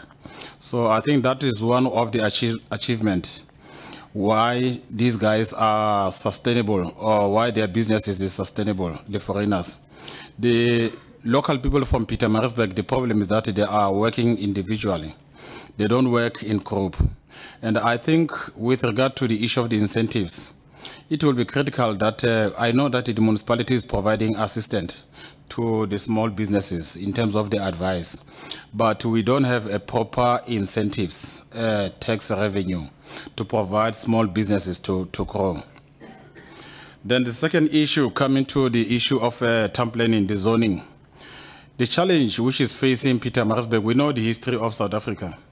We know that with the promulgation of the Planning and Development Act, you know, this town planning legislation, the Spatial Planning Land Use Management Act, then it is a must that a person must comply with those legislations. For example, we found out a small person who stays in a small RDP house, which is zoned for residential purposes. Then this person maybe will want to open a small tuck shop or something like that. But because I think Rishi mentioned that the complex in terms of these planning legislations, most of people who are trying to regularize small businesses, they are not complying because of these rigid legislations. Because the laws, these town planning legislations clearly indicate that if you want to change from this zone to another zone, you have to follow the processes. And in most cases, these processes are too expensive and they are complicated. You see the way these legislations were passed, okay, it's affected that we are a growing city. But the way these town planning legislations were passed, they are more responding to Western type of development. So we forget that South Africa is a part of African city. A person who comes from a township who wants to regularize maybe a tuck shop or a crèche, it becomes difficult for him to get compliance because of the issue of the zoning. So I think that is where we've got some sort of a shortfalls in order to help small businesses to grow in Pietermaritzburg. And the thing is that the consequences of this legislation is that if a person is failing to comply with the legislations, the consequences is that the end result is that legal action will have to be taken. And I know that, for example, we know that Pietermaritzburg have got a vast rural area which is called Volendlela area, which is under Amakoseng. I know there is this incentives which is coming from the Department of Social Development with regard to help more especially crashes. But the problem is that in Edendale and the Volendlela area, people are not complying to open tuck shops as well as crashes.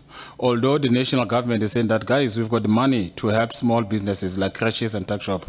But when coming to the issue of zonings, national building regulations, people are not complying so that they will be able to get a living. I think the other thing that was raised in our meeting was, you see, for example, if your property is zoned special residential, you've got a small kumbi where you are taking students from schools then back home, you still have to comply in terms of the town planning scheme. I think that was an issue which was raised by our colleagues that this is very unfair.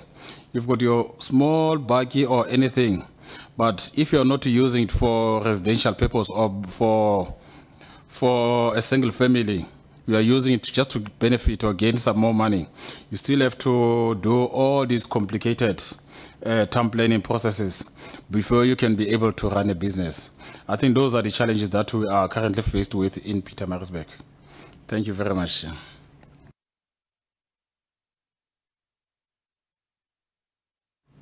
Thank you, Chairperson. As I've been introduced, I'm Mandla Sitole from licensing. I deal specifically with issues relating to trading, issuing of businesses, and registration of businesses. My colleagues have raised the issue of the red tapes, if one may use the word for the lack of a better English word, in terms of the legislative requirements that is expected to traders in order for them to obtain a trading license. The municipality has bylaws in place. We are obviously enforcing the Peace Act in terms, we're informed by the Peace Act in terms of issuing of these licenses. The Act is clear that no trader or no person is allowed to conduct any business without first obtaining a trading license.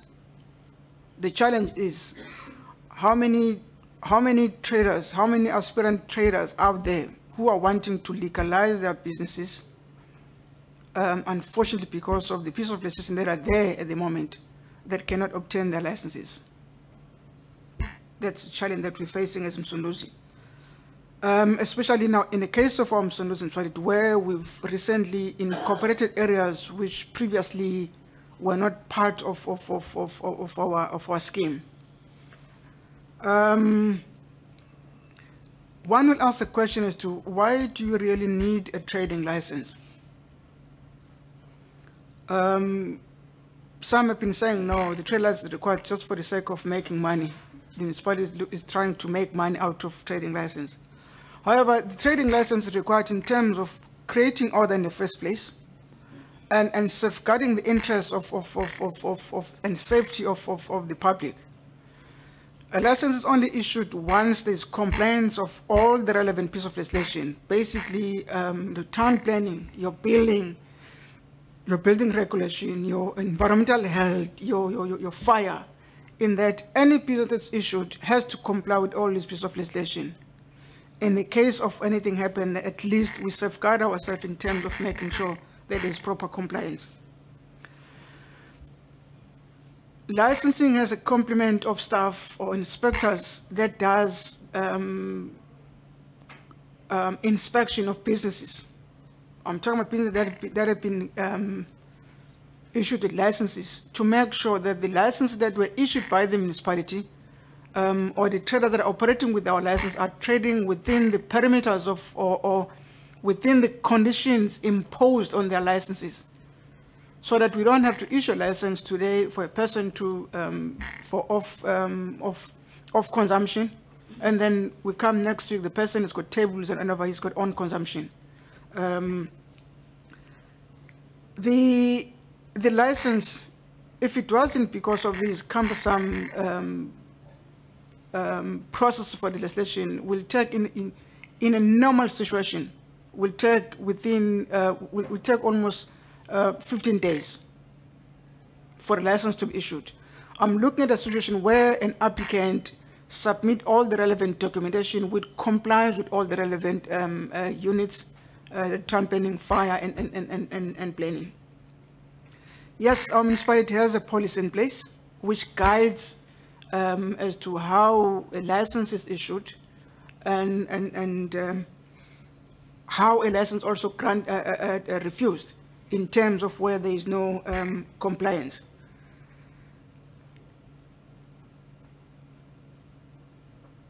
A license can only be refused if a person is not complying. A license cannot be issued to a trader who is operating in a building that is about to collapse. A license cannot be issued to a person who is operating a tavern in a residential area, which might have effect on the neighborhood of the area. Those are few of the items that I can mention at the moment in terms of the refusal.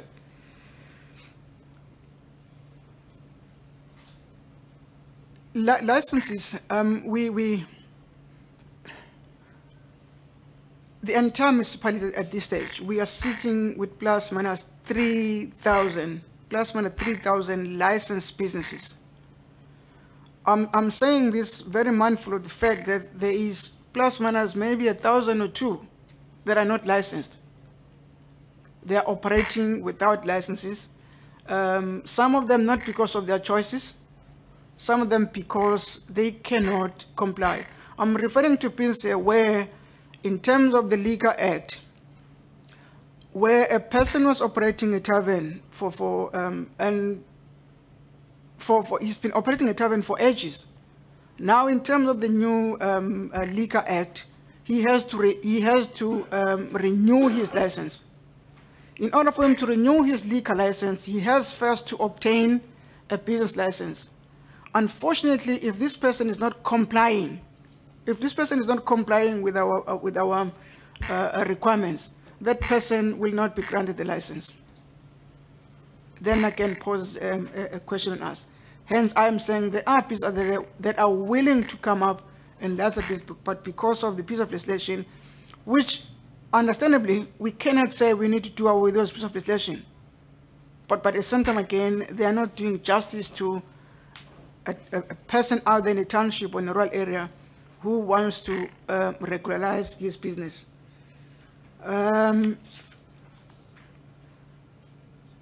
Yes, that's all for now. Thank you very much. You've identified bylaws and policies that affect the granting of business licenses, and zoning is part of that, because you can only get a license if the zone permits you to do so. Those bylaws and policies, would you be able to give us copies of them?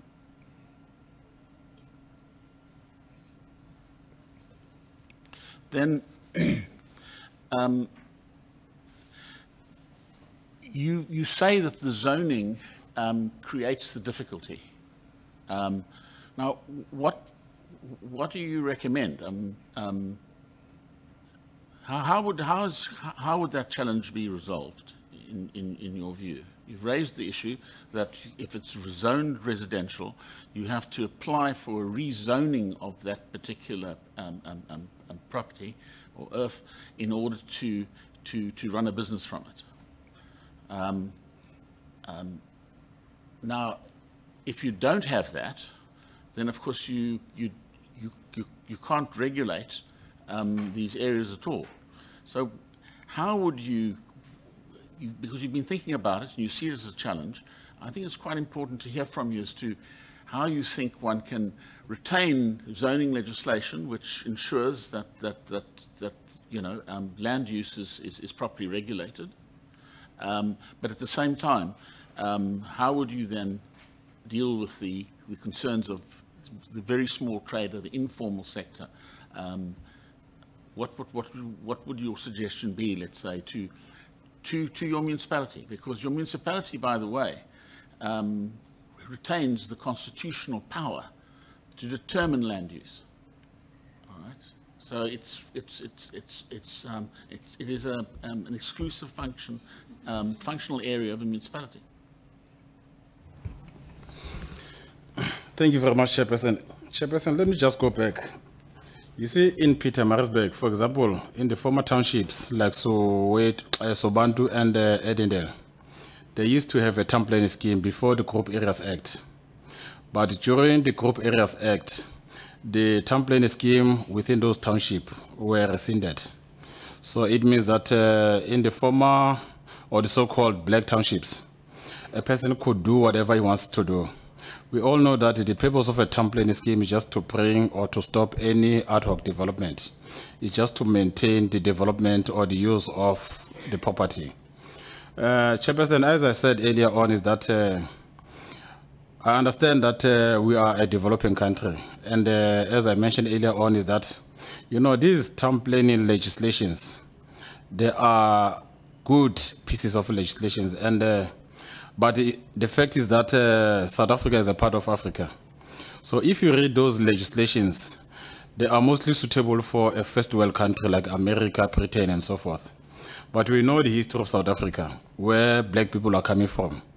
We all know that because of 300 years of apartheid, so people did not know about these town planning legislations. I made mention that we have received a letter from the Department of Social Development, who is willing to help crèches, like the small businesses, to establish these tuck shops and crèches. But because of the complex in nature of these town planning legislations, people are not complying. Chairperson, what we are saying is that I think as a way forward, I'm not saying that we need to break the laws, but to me as an individual, I think the council needs to have some sort of a moratorium.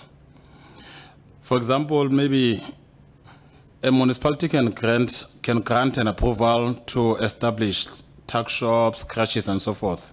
Then maybe those people will be given maybe a moratorium of a year for them to comply. We know that many people won't comply. But we are saying, why do we deny the advantage to these small businesses to make a living because of these Western town planning legislations? But what I'm saying, Chairperson, is that as an individual, I think that if the municipality can give approval on condition that those people who've got an approval will comply within maybe a year or something like that. As I mentioned, that some will be able to comply, some maybe won't be able to comply. You see, because, for example, my colleague Mandla said that in terms of the KZN Liquor Act, you can't have a tuck shop, you can't have a tavern within 500 meters from a church, from a school, and so forth. But is it fair? Because I know many people who have taken their kids to universities who were operating in terms of the 89 legislation. And those people are next to the schools, the churches, and something like that. If you go to the liquor board here in Durban, they are saying that about 90% or even 95% of people who are applying to renew their licenses have been refused because of the 2010 Liquor Act. So, Chairperson, all in all, not that we need to forget about the legislation, but give people some time to comply, because really these legislations are mostly suitable in the first world countries. That is my plea, Chairperson. Thanks.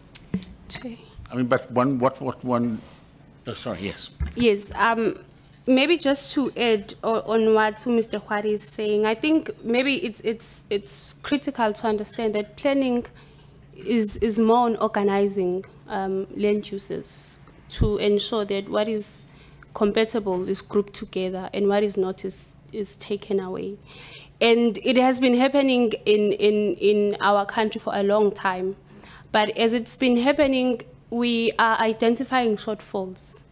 And as we normally say, if we're referring to a town planning scheme, we're saying a town planning scheme in course of preparation.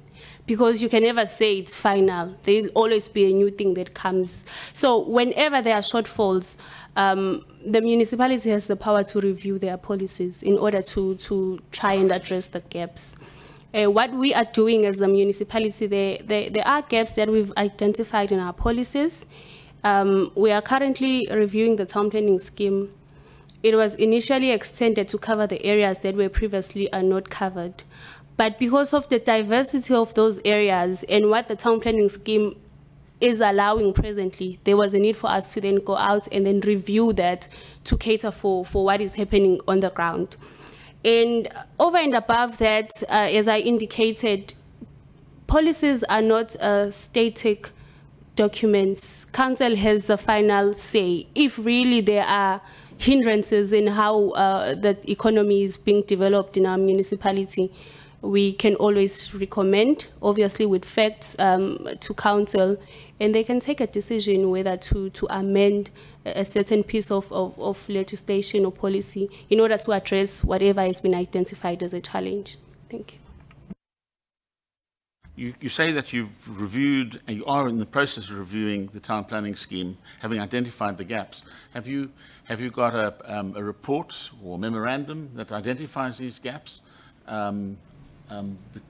Because that would also be very useful for us, because you yourself these are the challenges that you've picked up, and one of our concerns is obviously the inquiry's concerns is the manner in which regulations might constitute, or bylaws might constitute, a barrier to entry. So do you have such a memorandum?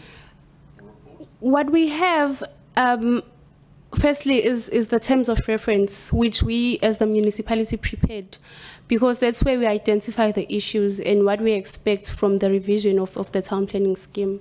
What has happened is that a status quo analysis was done to really gather the issues on the ground. But where we are in terms of that project is that we have the draft town planning scheme, which we will be taking to the public soon for consultation and then through to council for adoption. But what we can provide are the terms of reference and the status quo analysis. And when the draft is published for comment, would you send us the draft?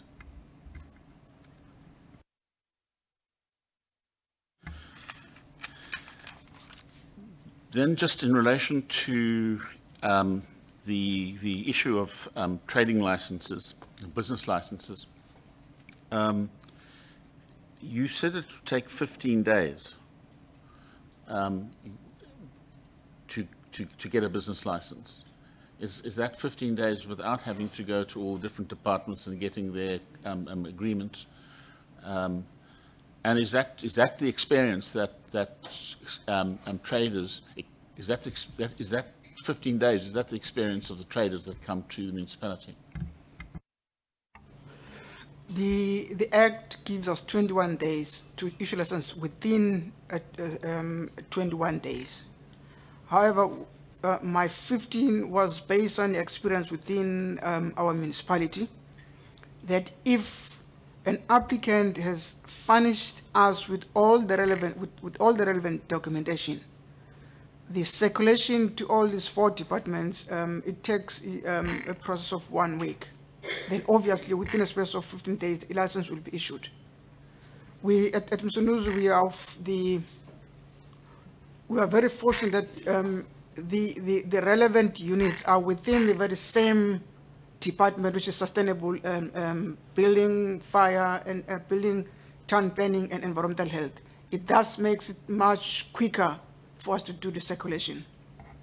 Could you just, you don't need to do it now, but would you give, itemize for us what documentation is required for a proper application? And we would also like the application form. I would assume that it's attached to the bylaw, but if it's not, then the application form is quite important. And if you would also give us a copy of the decision. I'd like to see a refusal, and I'd also like to see an approval. If you could just give me an example of that, give us, sorry, an example of that. Then you spoke about a policy on how licenses are to be issued. Could you also supply us with that policy?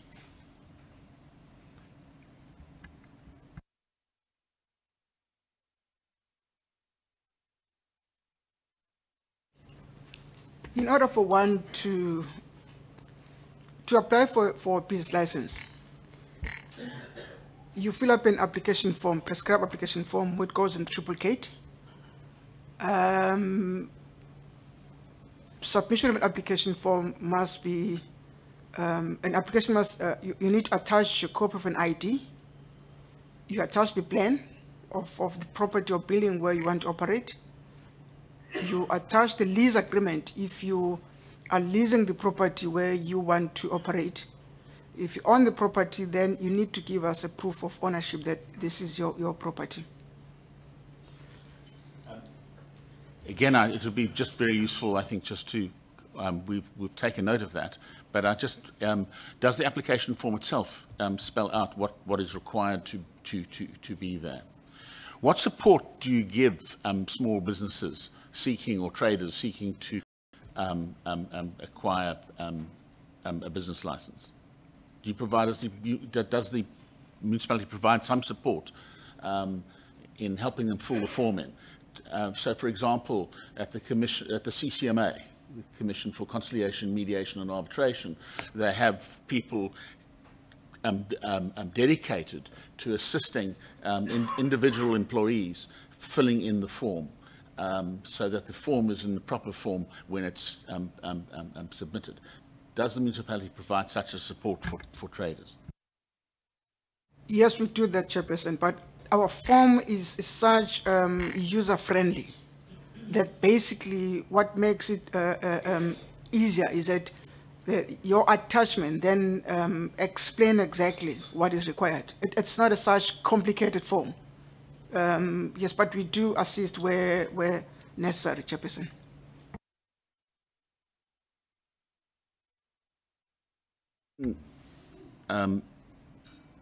There was the study in relation to 90 million rand. I think, Mr. Marak, you spoke about that study. I wonder if you could provide us a copy of that study as well. I would very much like to do that. If I can locate that document. As I said, it happened in the mid-late 2000s, of the year 2000. It was that stage housed in the planning department. I'll go and make attempts to actually find that document. Thank you.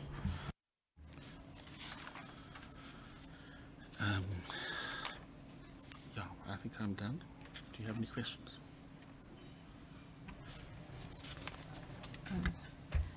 I'm not sure if you mentioned this in your presentation, but if you did, I may have missed it. I just want to know which townships and which rural areas fall under Msunduzi, under the Msunduzi municipality.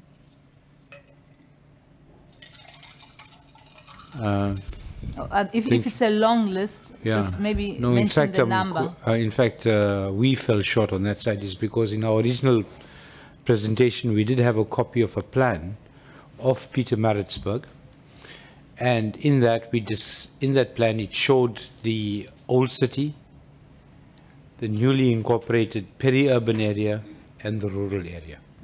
A copy of that plan can be submitted. To answer your question, the old city is your so-called Old Pietermaritzburg. The largest township that can be classified as peri-urban is your Eatondale, and the broader or greater Vulindlela area is primarily rural. Thanks. Are there any malls that have been built in these areas, in the township and in the rural area, Vulindlela area, for example? Does Vulindlela have a town? Maybe Atkins, you want to take that? Chairperson, I think, for example, in the former township, or in Edendale, which is a township for Pietermaritzburg, there are 2 malls that were developed recently. Then we have recently approved another application to establish another mall within Edendale. In Vulindlela, which is a rural area under ITB, under Ingonyama Trust Board, there have been a lot of proposals to develop some malls. As I said that, I think your question was saying that, is it a town? Does it have a town center? No. There are small satellites, like shops and something like that. But there is no proper urban area in Vulindlela. But there have been a lot of interest to develop malls within this Vulindlela area. I know that there were about 2 proposals to develop 2 malls within the Vulindlela area. Thanks, Chair. Okay, just to touch on the Vulindlela proposals, the 3 proposals that you've received, are those proposals in relation to an area where there's already, where there are already traders, informal traders, small and independent traders in the area, or is it a piece of land where nothing is happening in that area? Thanks, Chairperson. One in what we call Taylor's Halt within Vulindlela area is like is not actually like an urban area, but there are already existing commercial activities. There are shops, there are taverns, there are also some sort of a mixed-use development which are taking place within that area. So that is the first mall which is being proposed in Vulindlela area. There is another mall which is being proposed along the road is called, you know, I'm not sure if you're familiar with Pietermaritzburg. There's another road which comes from the Eastern Cape, from Boston. Okay, let me say from Bolwa to Howick. So that area is a rural area. So there has been an interest to develop a mall within that area, but there's nothing at this stage. But I think because it's located next to that road, which moved from the KZN to the Eastern Cape. So I think the developer have shown some sort of interest to develop that area for mall purposes. There's another area in another place also next to Vulindlela where they also want to establish a mall. Even in that area is called Sweetwaters, which is also a part of Vulindlela. That area is also rural in nature. So I think because of the population, because most of the population in Pietermaritzburg are coming from Vulindlela, which is a rural area. So I think people have seen that there is interest to develop those areas so that they will discourage people moving from Vulindlela to the former TLC, Pietermaritzburg area. Thanks, Chair. Okay. To the extent you can just maybe I'm trying to think if you could be, how specific can you be in your answer for this, to this? To the extent that, let's say when you get these proposals, you've mentioned all 3 and where they are located, where there are existing businesses. You did mention, for example, the first area, that there is some commercial activity that's occurring there. To the extent that you have businesses or informal businesses that are registered, are these businesses ever consulted by the municipality when such a proposal is made to the municipality to have a mall? Chairperson, in planning, if there will be any development By law, you have to consult people. First of all, remember, Vulindlela is under Ingonyama Trust. So it means the land is owned by Inkosi. So if a developer is to develop that area, he has to go to Nkosi. Then that Nkosi, maybe in his meeting, will have to consult people. But Chairperson, as I said that by law, you only have to consult people who are residing 100 meters radius from the place where you want to develop a mall, for example. But through Amakosi, people are aware that there will be a development which will take place within their geographical area. Thanks. Okay, that requirement to consult, where is it set out? Look, as I said that in terms of the town planning legislation, both the Spatial Planning and Land Use Management Act and the KwaZulu-Natal Planning and Development Act, it clearly stipulates that for any development which will take place, you have to consult the ward council of that area. We have to consult people who are residing 100 meters radius from the application site. So those two legislations make that provision that there is a need of public consultation. Obviously, we will have those legislations made available to us to consider. We would like to, please. And in the where you mentioned the township, is it Edenvale? Edendale, yeah. Edendale. Okay. In a township set up like Edendale, where there is a proposal for a mall, what is the process there? Is it the same as the, and how would you do the consultation where there's no chief, for example? Yeah, Chairperson, remember the Spatial Planning and Land Use Management Act is a national act. It applies from left to east, north to south. What I'm trying to say, it applies everywhere. Whether you are in an affluent urban area, in a township, in a rural area, the process are still the same. The Planning and Development Act is a provincial act, which applies in KwaZulu-Natal. So in the township, we all know that in the township we've got councillors. So in terms of public participation, councillors or the relevant councillor where the mall is going to be developed has to be consulted. And the people who are residing 100 meters from the application site have to be consulted. So as I said, that the legislations now, these two pieces of legislations applies throughout KZN, whether in Vulindlela, which is a rural area, or in Edendale, which is a township. So the process have to be the same in terms of public participation. Have you embarked in any consultation process as a municipality, and how, if yes, how was that done? In terms of the promulgation of the legislations? Yeah, no. When there's a proposal to build a mall, and then you consult the citizens within that 100 meter radius that you mentioned, which is in terms of the legislation. So I want to understand how is that consultation? Have you as municipality, as Sunduzi municipality, ever conducted or so far conducted a consultation in compliance with this legislation? And how was that? If yes, how was that done? Chairperson, you see, the law says that if you have not consulted, then it means the process is flawed. So if a development is going to take place, it is a must that we have to consult, whether through advertising in the paper or calling a public meeting, or there are many ways of advertising. So there must be a proof that a public participation has been undertaken. So have you as the municipality ever done any such consultation? Exactly, yes, Chairperson. And how have you done it? That's my question. Yeah, it has been done through publishing any type of development in the paper.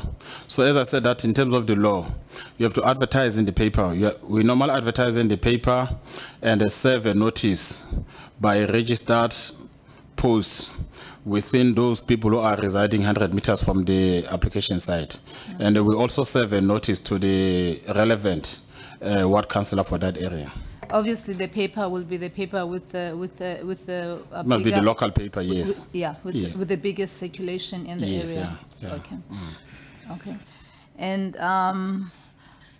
I think what I would like to see from maybe when you in the documents that you submit to us is also maybe you could give us a list of are the proposals confidential for the mall, like the malls that you say are being built, about the proposals that you already have. For example, the 3 proposals you referred to, would those be confidential?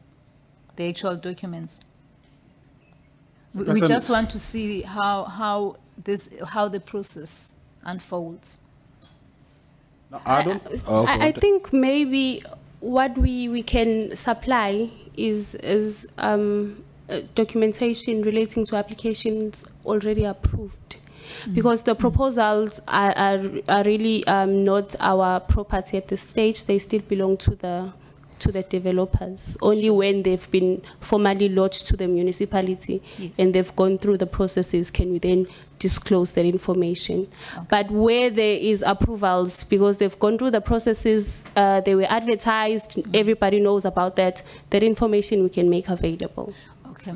It would be very helpful, Ms. Lope, especially if also in that proposal you include all the processes that were undertaken, the consultation, the nature of the consultations, as well as the reasons for the municipality approving those specific malls that you approved. That would be helpful for us. Okay. And then you mentioned licensing and permits. What is the benefit of a permit to a trader, not just from a regulatory point of view, not from a monitoring point of view? Are there any benefits that you're able to sell to a trader that it is actually good for you to have a permit, because you can access this and this and this because you have our permits? If you apply for a permit, it will give you access to certain things other than permits being tools for creating obligations for traders.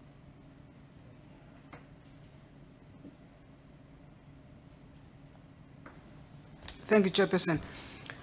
Yes, as a municipality, we offer upliftment trainings to the traders.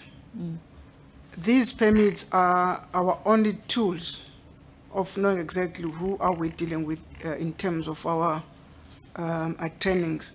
Sure. As well as also, it's also a tool to assist us in municipality to know exactly how many traders do we have in the city, what is that we need to do in order for us to develop the city. I'm talking in terms of creating off-street markets for our traders, because our city cannot accommodate the traders on the street anymore. If you look at the number of traders that we have in our city, the city cannot, at this stage, accommodate everybody. So the permits are therefore our tools to assist us in terms of looking for alternative ways of trying to accommodate these people. Thank you, Chairperson. Okay.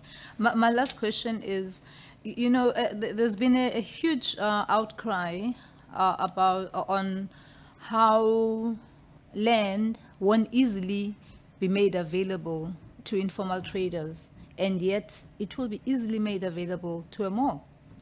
So you're saying, for example, there's no space for them, and yet there will be space for a mall.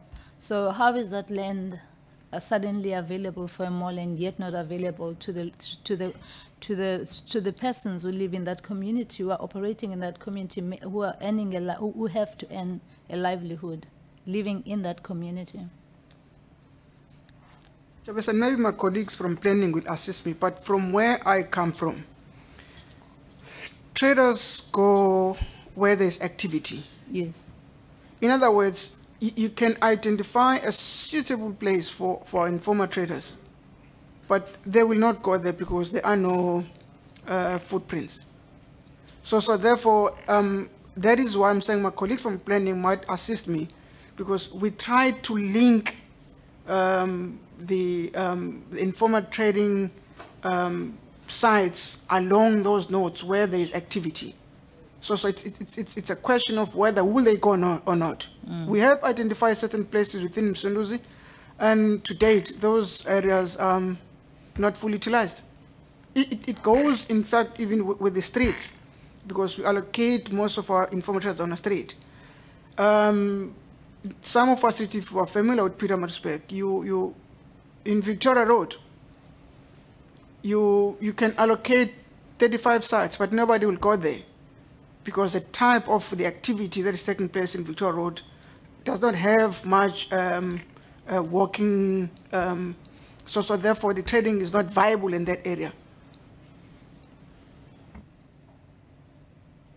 Okay, I won't take this further, but we will probably be in communication with you, because the point you've just made is it's the point exactly, because if you are identifying a site that has foot traffic for business, and it's not the site as you perceive it, it's the site as perceived by the traders themselves, because traders will always locate themselves where they have identified the foot traffic.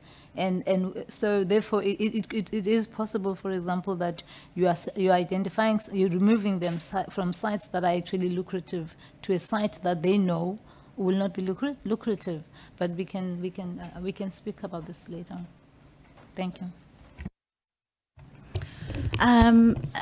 I also, just apart from the proposals that you received to develop a mall, have you done or commissioned any studies into the effect of malls on small businesses and also on consumers?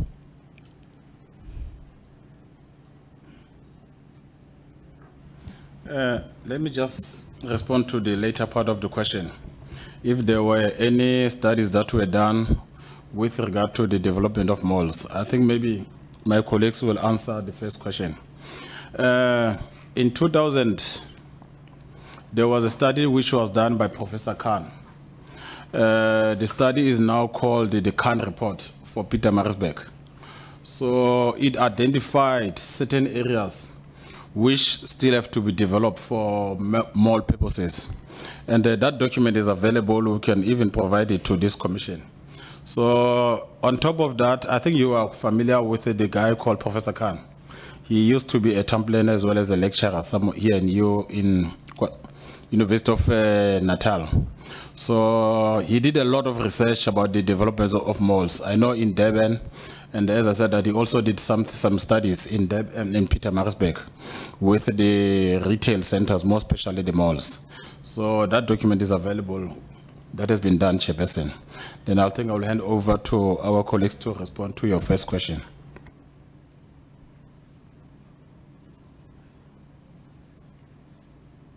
In terms of, okay, I've been with Msunduzi for quite some time now, and I keep on referring to 1900s and 2000s. But I do remember, yes, there was a study done in the early 2000s, and if my memory serves me correctly, the recommendations made in that report was that it was not advisable for Msunduzi to be erecting malls within the townships, but that was at that stage.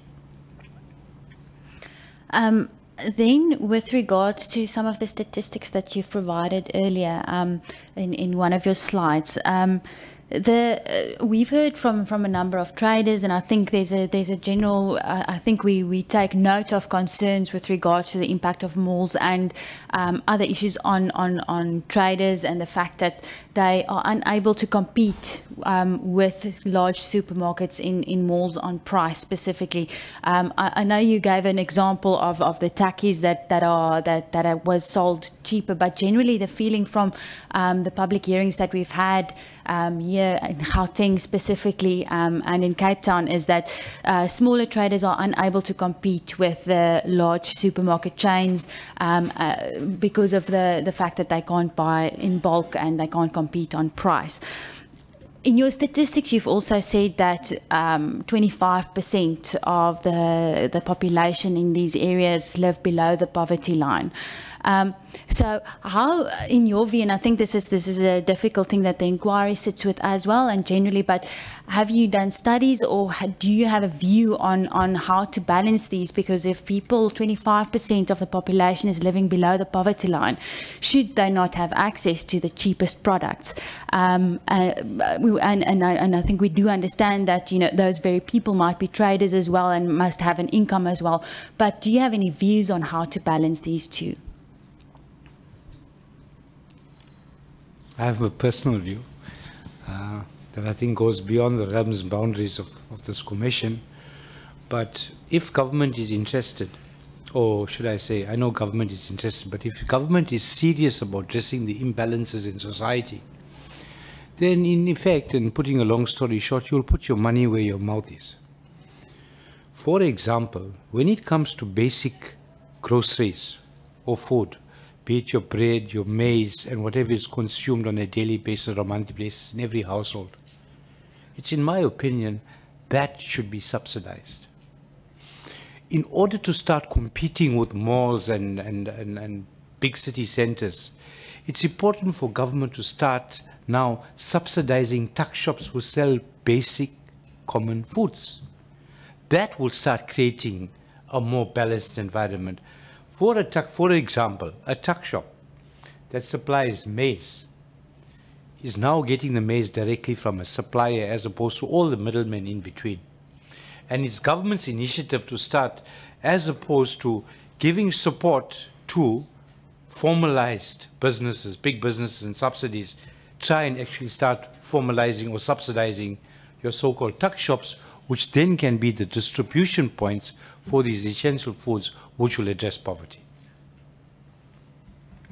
Does the municipality provide any financial or non-financial support to traders, not necessarily in terms of licensing, but in other terms?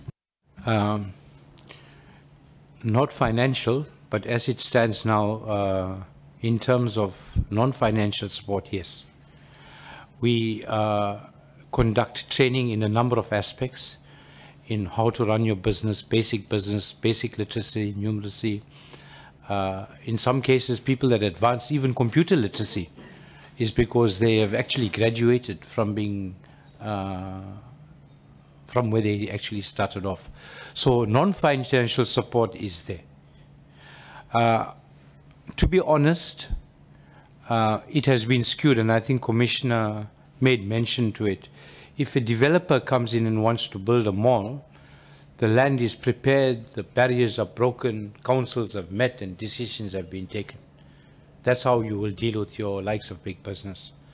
But that's not the same approach when it comes to the informal trader.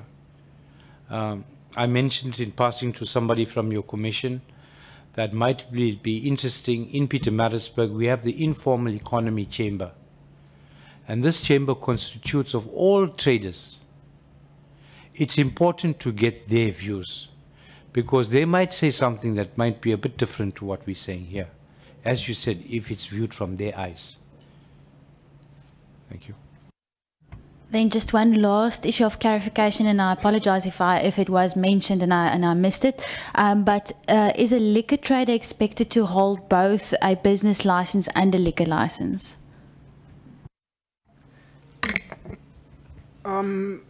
For one to apply for a liquor license in terms of the new Act of 2010, you need to have a business license. In a nutshell, yes. Thank you. That's all from my side. I just want to find out, are you aware of the initiative by the Department of Economic Development, Tourism and Environmental Affairs, Business Regulation Division? They came to present here to us, I think on Tuesday or Wednesday, and they basically said they've been having consultations with most municipalities, if not all municipalities in KwaZulu-Natal. Do you have? Are you in touch with them, and are you aware of the initiatives that they are embarking on in terms of addressing informal business, these informal business concerns and issues that we're raising here? Chairperson, yes, I am aware. As Msunduzi, we are in constant communication with the province in terms of their intentions. Yes. However, one is skeptical in raising intention in sittings of this nature, where we are still consulting. So because it then creates an impression, sometimes a wrong impression of what has been decided. But yes, as Msunduzi Msalitu, we are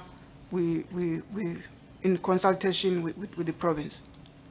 I personally am of the view that based on what was presented to us, if what the business regulation division or the department itself is planning to roll out in the province through municipalities is implemented by municipalities, will go a long way in addressing some of the concerns that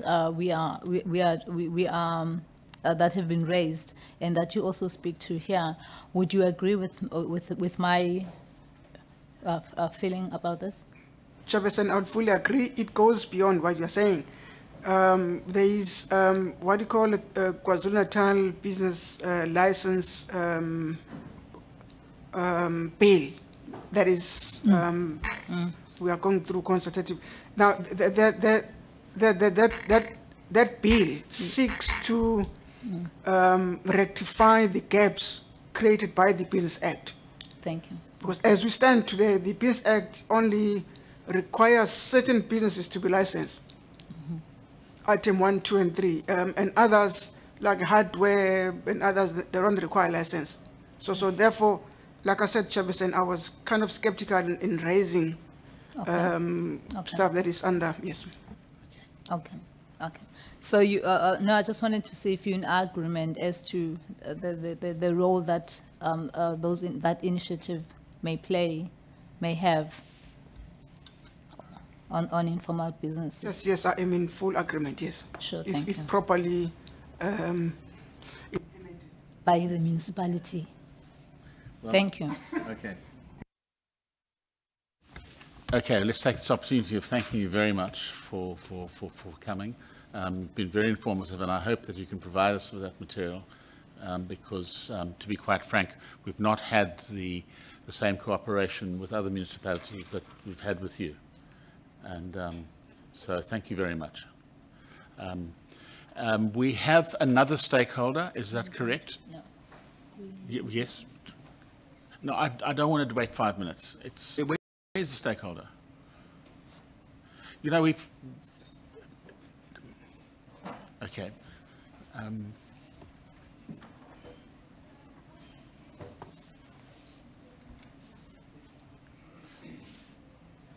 They say they cannot just Yeah.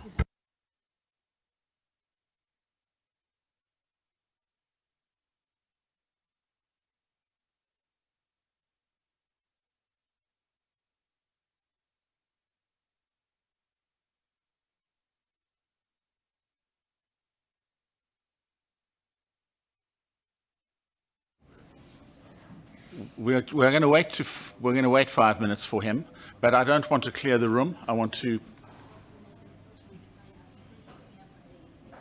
Oh.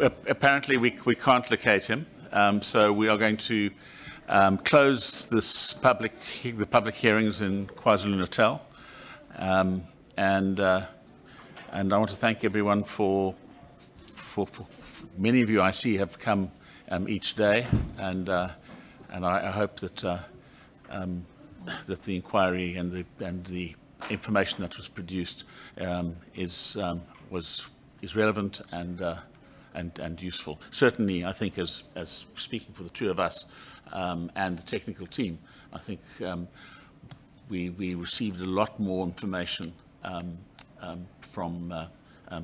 than we expected from KwaZulu-Natal. In fact, not than we expected, but a lot more information than we got in some of the other regions.